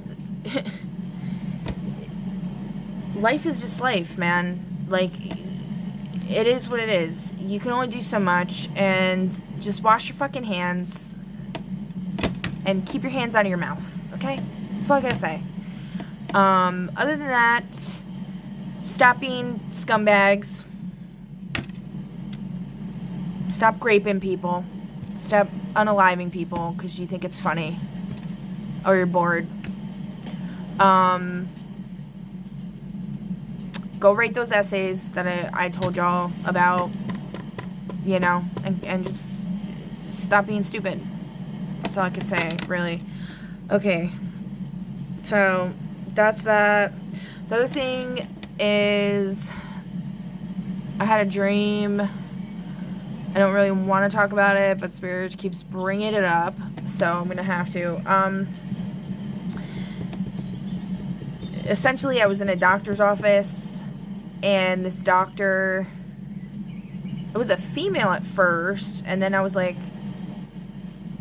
I can't quite remember exactly, but she was being a bitch, and then I was like telling her, like, I told her off. I don't remember what I said. And then all of a sudden it's a guy, and then the guy was like injecting something under my scalp to make it so that as birth control. I just remember somebody injecting something under my scalp, and it was all cold. And then there was 2 guys in the room with me. One of them looked like Slater from Saved by the Bell, who reminds me of somebody that I saw in the grocery store the other day pushing a baby. What is his... I don't know his real name. That guy. The actor or whatever. The other guy, I don't remember what he looked... I don't remember... I think he was Caucasian guy. I don't remember what he... I don't remember. But anyway, this doctor... I ended up, like, going... Like, so there was, like, this exam table or whatever, and those 2 guys were sitting on there, and I was sitting over there with them, almost like a bench, but it was like an exam table, like, alongside a window. And there was, like, another exam table in the middle of the room, and then off to the side, there was, like, a little office, and it was, like, dark. Excuse me. And so, this guy injects me, and then... I don't know what I said to him, but I was being very blunt. He said something stupid to me, I guess, and then I said something to him, like I kind of ripped him apart or whatever, tore him a new asshole. But in it, I tried to be nice about it or whatever, and then I felt bad because he went into the side office and he started crying. And then he changed from an old man, and then he all of a sudden looked like Carter Vale, which I was like, what the fuck is this? So weird. And then I went over there and I was like, hey, I'm sorry, like, I wasn't trying to, like, upset you. And then he's like, no, you were right, like, I needed to hear that, whatever. And then I, like, went out, and then the guy that looked kind of like Slater or whatever, he was, like, turned on by what I was saying, and he's like, oh my god, I'm rock hard right now. I was like, are you fucking kidding me right now? So I just thought that was kind of funny, but I don't know what all that means exactly. There's something weird there. Especially with all this talks of doctors, and we got the doctor from what's it called? One Piece is coming up in my head. With the cherry blossoms and stuff. And then I just saw a news article about, like, cherry blossoms. I don't know, guys. But I don't know if that was something about, because, like, I've been kind of complaining to the universe lately about how it's too crowded, and, like, I'm extremely claustrophobic. Every time I go anywhere, there's, like, 5 million people. I mean, I'm exaggerating a little bit, but not really. And then, for the most part, it's just, like, NPCs, like, really boring people.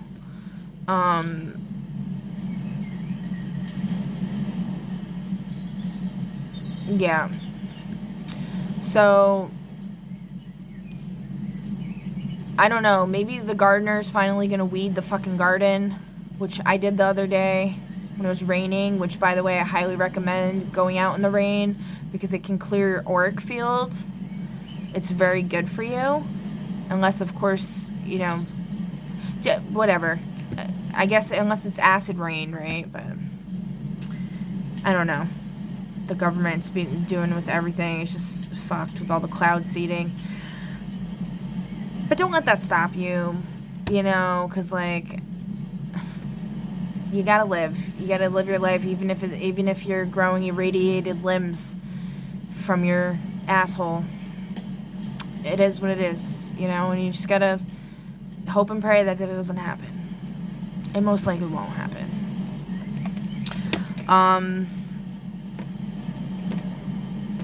So, okay, I'm just gonna pull some tarot and then I'm done here.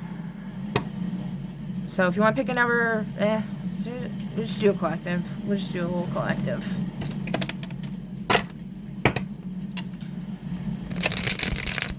I'll do the fortunes as well. I'll do the fortunes after. We're just gonna do a little collective. Okay.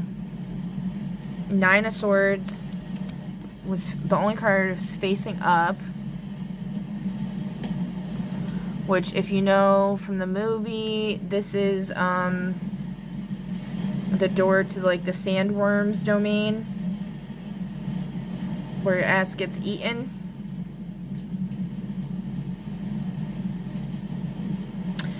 It's also telling me something about Earth Angel energy working towards, like, a manifestation happening of the justice system.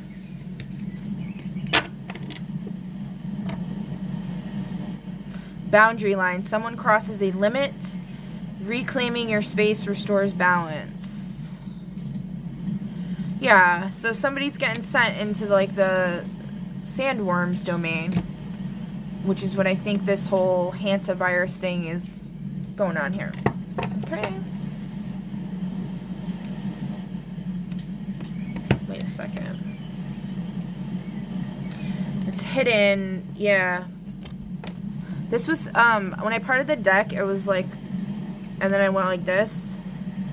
And then we got the creepy stalker lady looking in the window, and it's upside down. They're not going to be stalking and creeping anymore. They're going into the grave. They're going into the sandworms domain. Sandman. Really good show, Sandman.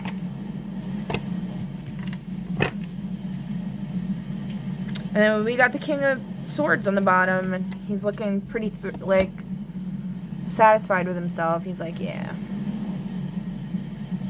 I did that. And the Hermit underneath, and the Queen of Swords underneath that. The Star is in reverse, and we got the Queen of Wands behind her, and the Emperor in reverse behind the Queen of Wands.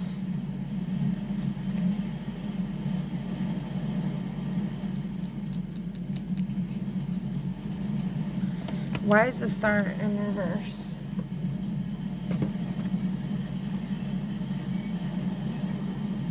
Inheritance conflict? Family and ancestral inheritance conflicts. So that could be why all this like earthquakes and stuff is going on, because the ancestors are pissed. So that's a message for somebody. If you know, you know. If you don't, it's not for you. We got the devil. The devil on top of these chicks having a party before they get Beetlejuiced. They think they're hot shit, don't stank. They're Mary Janeing it up, you know, like from the Bully story. And so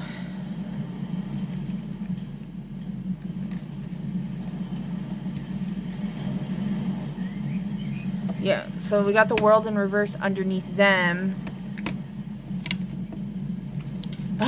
And then Beetlejuice, like the Knight of Swords coming in. Look at his face.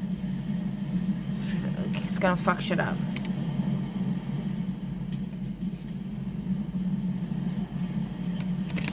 Alright. Let me see.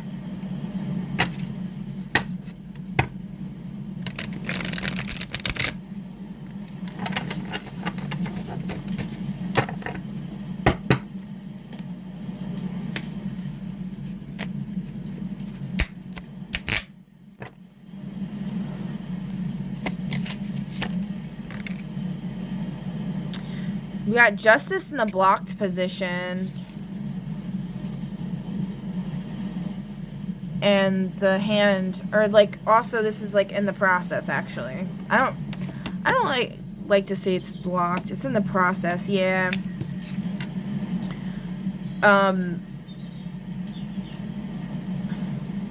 So like somebody's trying to like go into the ghosties domain. They're trying to break in and pry.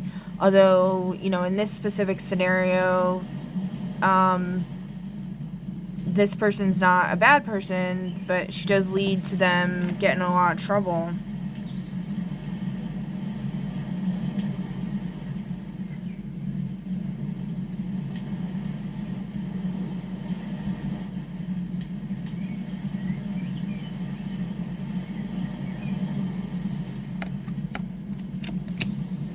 So, let's see.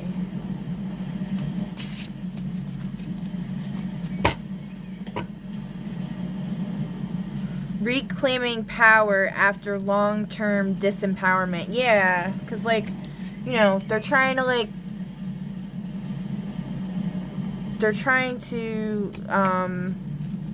hold the boundary firm. And they got somebody pushing against the door, trying to get in.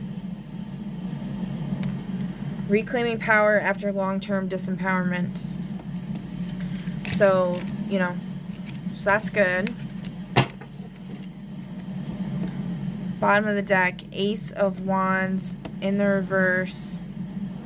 So, in this image, she's trying to spray paint over the wallpaper. She's trying to change the house from the way they liked it to the way she likes it.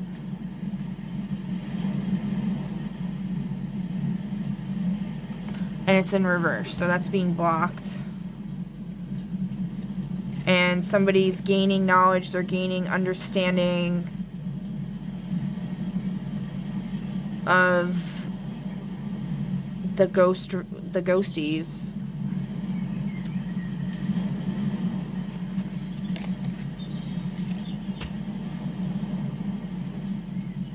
Waste and waste disposal.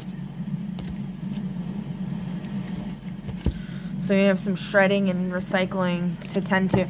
The trash needs to be taken out. The recycling needs to be taken out. The High Priestess in reverse.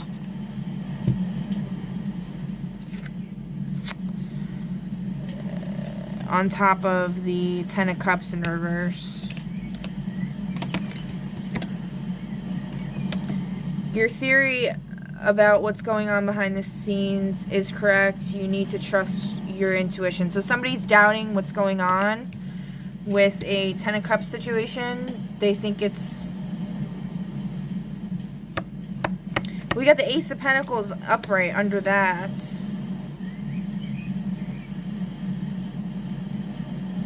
King of Wands in reverse.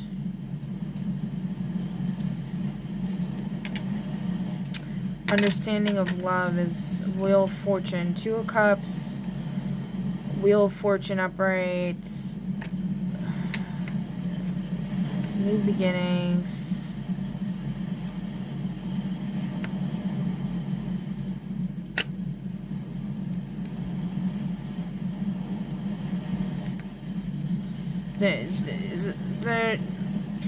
There's not gonna be any traps.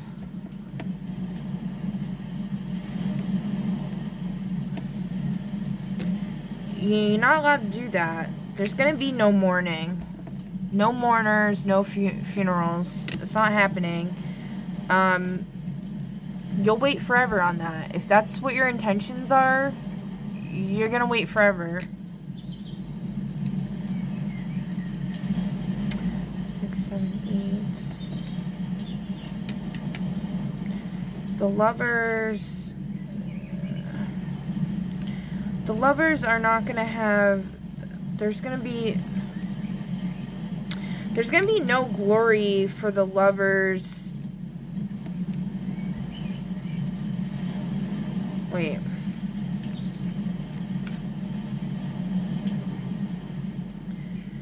Waiting on the lovers.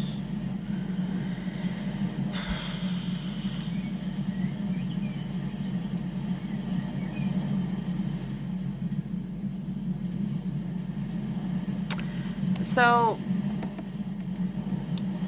you know, they look really sad. It's in reverse. I will take it like that, I guess. Okay, so we got the lovers upright, and then we got them looking really sad, but it's in the reverse. And then we got them playing with their horsies for freedom. We got the year of the fire horse. So they finally get their freedom. And then we got the temperance coming back to the temperance angel. Oh, this is when she was decorating her house and putting up the wallpaper that the other bitch was taking down, spray painting over. And, oh wow, look at this. That bitch is getting kicked out. And look at her chilling there with her beautiful wallpaper.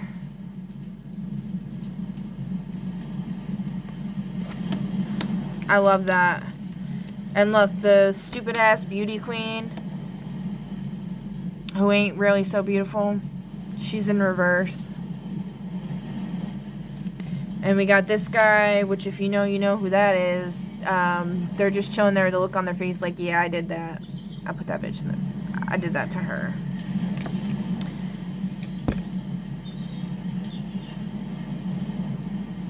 And then you got the jocks kind of confused and talking. What is that about? What are they talking about? Destiny swapping in reverse. So typically it's like, you know, professional sports players, they're very rich, they're very well off, right? These ones they're not. They're confused. They're like, why are we here? What happened to us?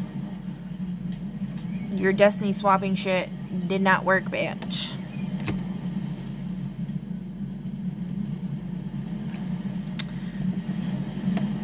Then we got Page of Swords in the reverse.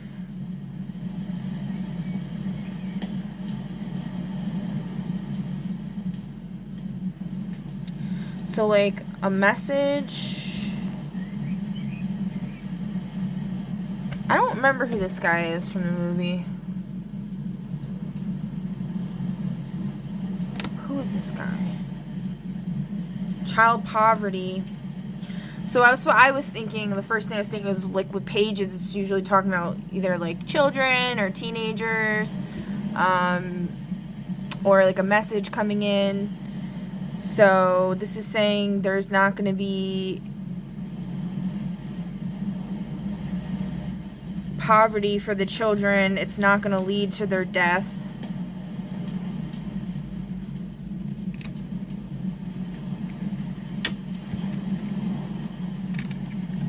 And we got Ace of Cups in reverse.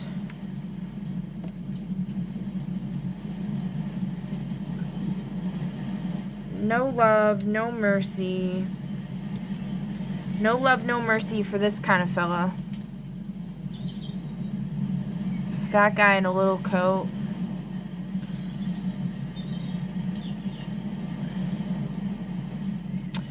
The Deceiver, Seven of Swords.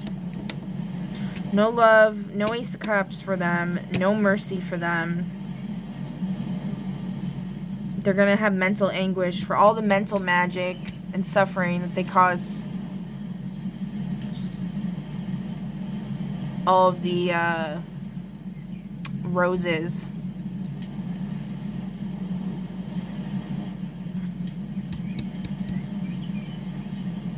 And for the bitches with the spray can. Look, it's her and him standing next to each other, and she's got the spray can.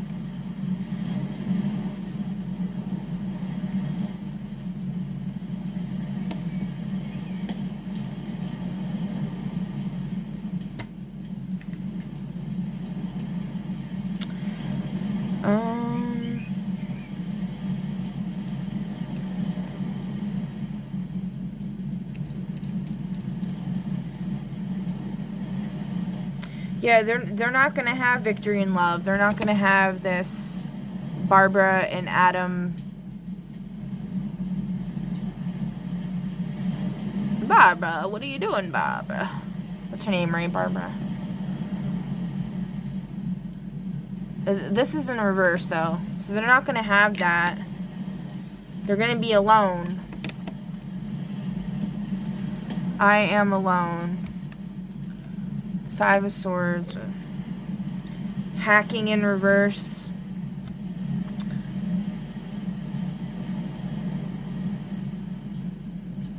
They're gonna be stopped from their hacking bullshit. Waste and waste disposal.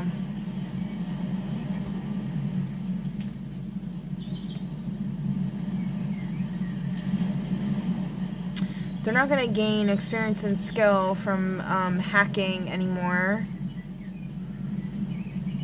The character unknowingly brings about his fate and his efforts to thwart it.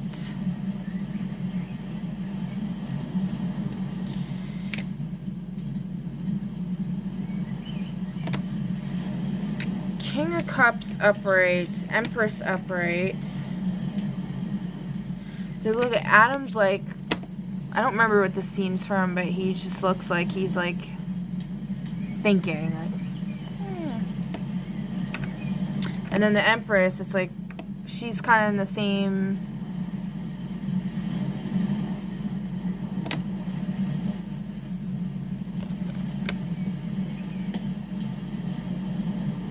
Interesting, right? And then we got this.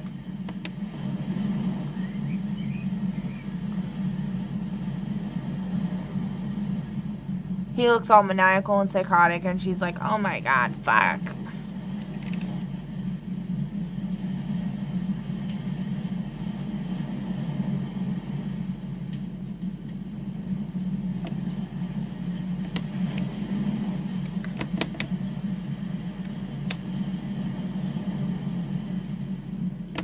What else about the I am alone? Contracts that are corrupt in nature.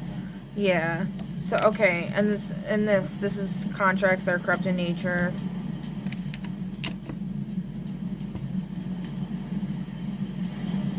So to me, this is like them, like, they're like looking at this, like, what the fuck is this shit? All these people getting married on their stupid fucking cruises and shit.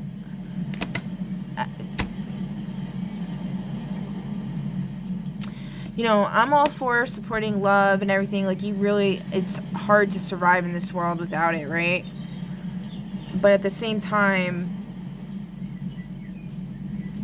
it just feels very wrong considering all the evil scumbags that are running shit. And the fact that you're going to try to go live happily ever after while everybody else is suffering? No.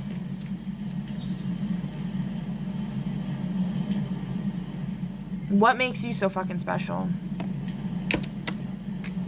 You're not a beautiful and unique snowflake.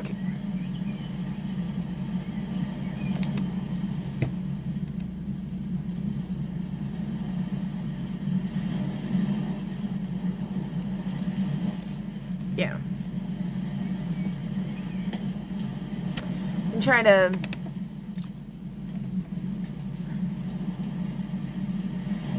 chalk your way out a door, a portal to get out of your party going wrong.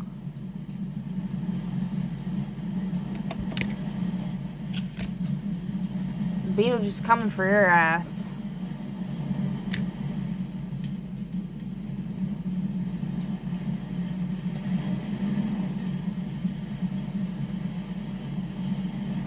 What is this one, Spirit?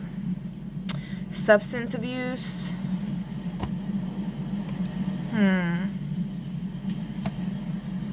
Yeah, a lot of people are numbing themselves. That's the problem. Is a lot of people are numbing themselves, like, and then they don't they don't take it so seriously as to how bad shit really is, which is why, like, I had to stop numbing myself to try to get shit moving. But not enough people are doing that. There's too many people that are supposed to be leaders, and they're still numbing themselves. And so they're still in la la land, and they're being little bitches, quite honestly.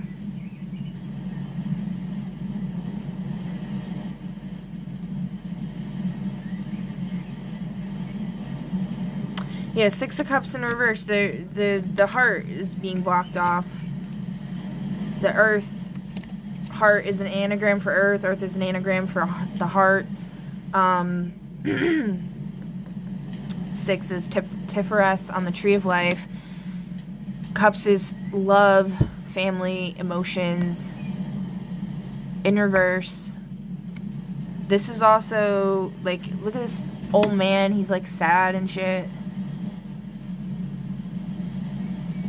I've been seeing, like, all these old, creepy old people that are, like, I'm not saying all old people are creepy or energy vampires or, like, these creepy magicians and high priest, or not, I wouldn't call them high priest. I don't even want to call them high priestesses. Well, they do know their shit, though. They're in the reverse.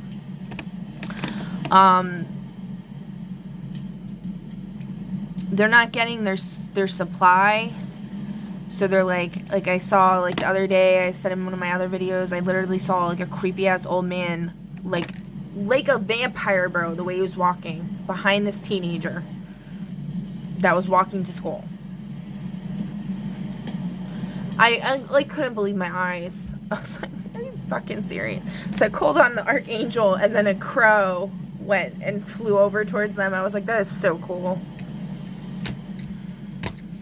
So...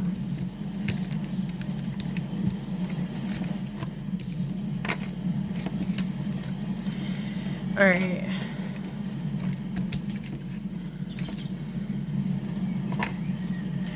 I mean, like, I think, you know, people that have their head on their shoulders correctly, that aren't numbing themselves out and being little bitches, it would be extremely useful for humanity for them to partner up and team up. As long as they're not numbing themselves out with each other's, you know, stuff. Like, you should... I firmly believe, like, you shouldn't be engaging in any of that stuff unless you're married and have fulfilled, like, your main mission, because otherwise it's gonna prevent the momentum that is needed to move the fucking boulder up the hill and get that shit pushed over to the other side. We're not trying to have it fall back down. We're not trying to have someone destiny swap us out or whatever dumb shit they're trying to do once you get to the top. No. We're trying to push it up, push it over, and go over to a new world, okay?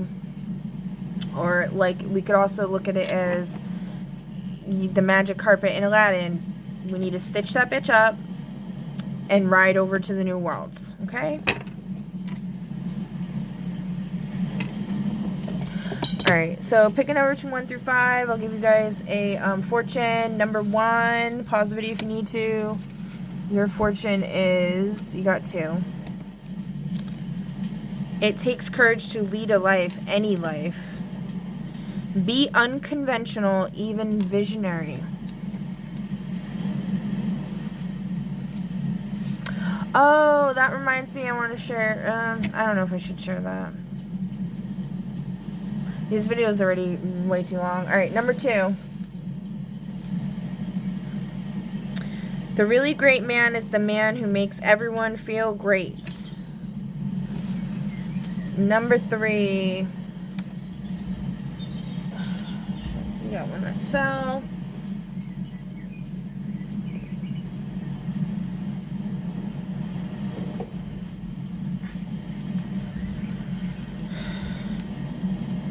You will find success in unexpected places. Money will come to you when you are doing the right thing. Everyone is rooting for you. Don't give up.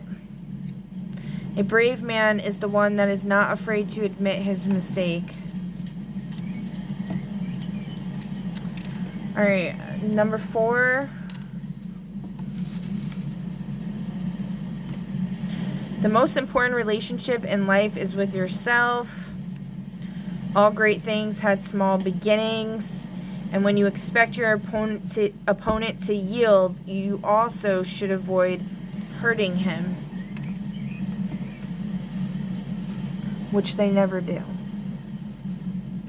Number 5. You will become known for your generosity.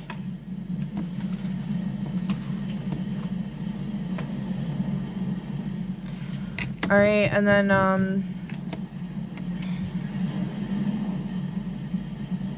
let's do angels. Just do one quick angel for people. Pick a number between 1 through 5. Do an angel.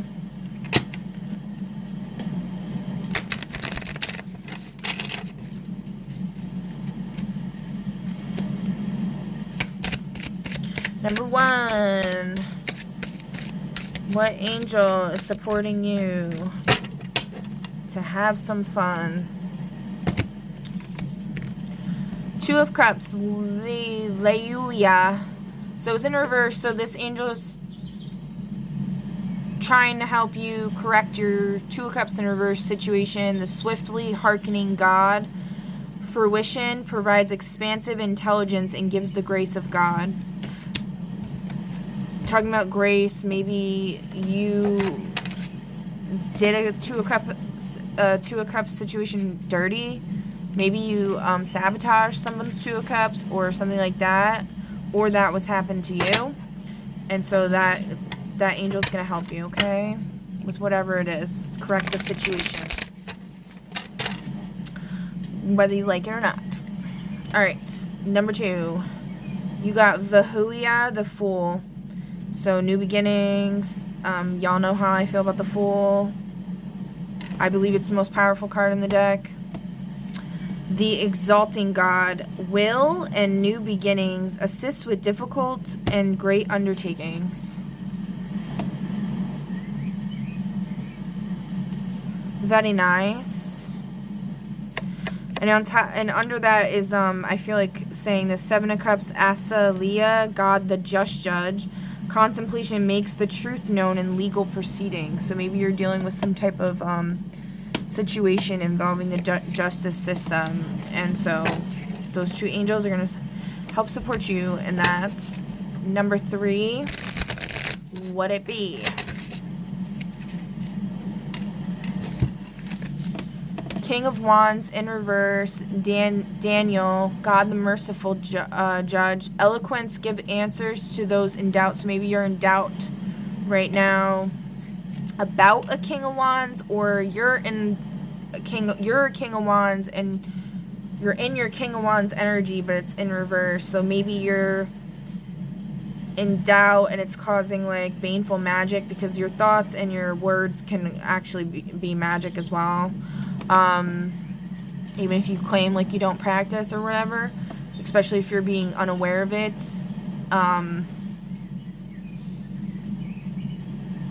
So Daniel is going to help you to give answers of whatever you're doubting about. We got friendship and social dynamics drifting apart without closure in reverse. So there might be some kind of friendship or something that you're worried about, and he's going to help you figure that out, okay?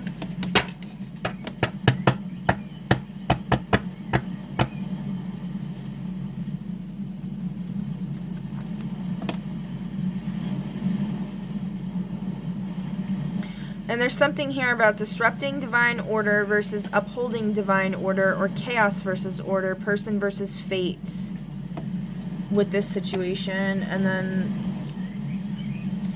the fork in the path, the choice must be made. One path feels familiar, the other terrifyingly new.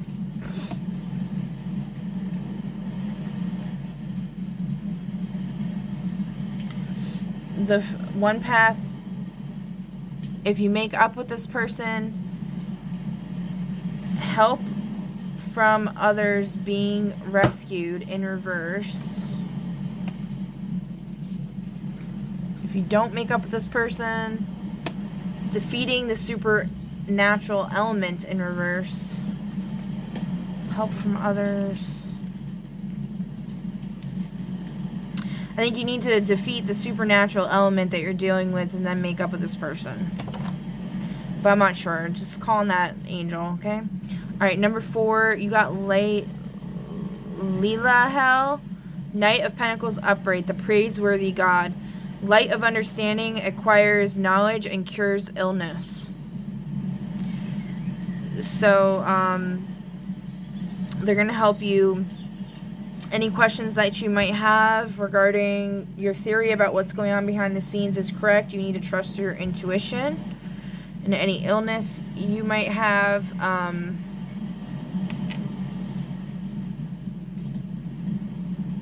being drawn to the ayahuasca medicine book. Maybe you need to go on a medicine journey with Mother Aya. Can't speak? Okay. All right, number 5.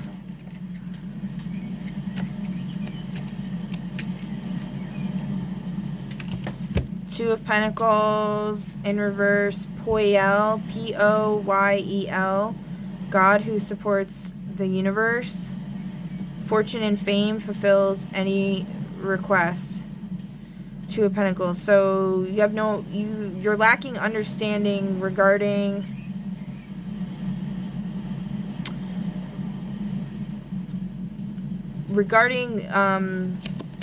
divine will. Regarding what the divine will is in terms of your financial abundance, your security, your physical wealth. You're lacking understanding about it. Fortune and fame fulfills any request. So call on Poyel to help you with that. They'll help you. Destiny swapping in reverse. So yeah, somebody's ocean acidification. Maybe you need to have a more alkaline diet. Maybe you were thinking that somebody destiny swapped with you, and that's why you're having issues in this department. Really, it's because you're acidic. Poverty, yeah. You're acidic, which is preventing you from thinking clearly. And then we got God the Redeemer, Pahalia. So I don't know if I put this up. Let me show you. And we got Pahalia, Queen of Cups, upright. God the Redeemer. Redemption serves against enemies of religion and governs chastity.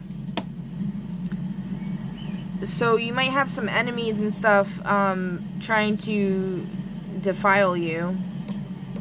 That could be causing your Two of Pentacles situation.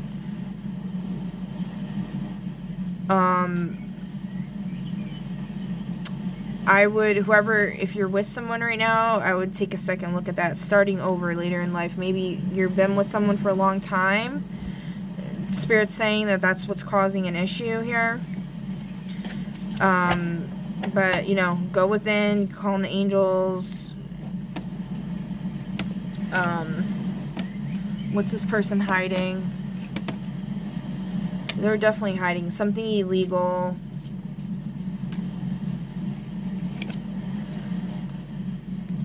Good versus evil.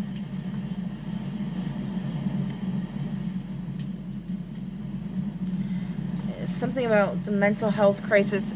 It has to do with what I was talking about earlier with the mice.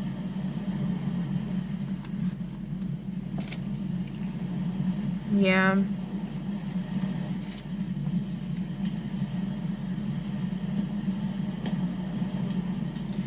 And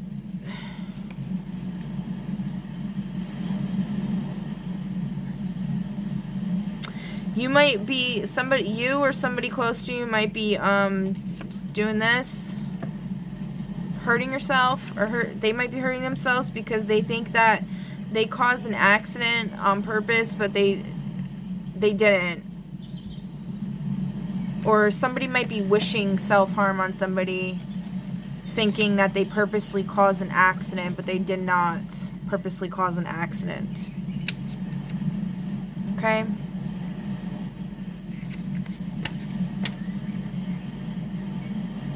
And again, we got your theory about what's going on behind the scenes is correct. You need to trust your intuition. Something about pollution. Purification is important here. You need to purify your temple. The acidification aspect is important. That's your body's swimming pool. It's your filtration system or whatever, and your swimming pool is broken. It's not, the pH level in your swimming pool needs to be alkaline, like at least like 7, ideally like 7.1, 7.3, 7.4, something like that. Definitely not no 5. Like the doctors will tell you, oh yeah, it's fine if it's a 5. No, that's where cancer grows and fungus, like black mold. Alright. So, okay guys, that's the message I have for you. I hope this helped. If it didn't, oh well. I don't know what to tell you. But I'll catch you in the next one.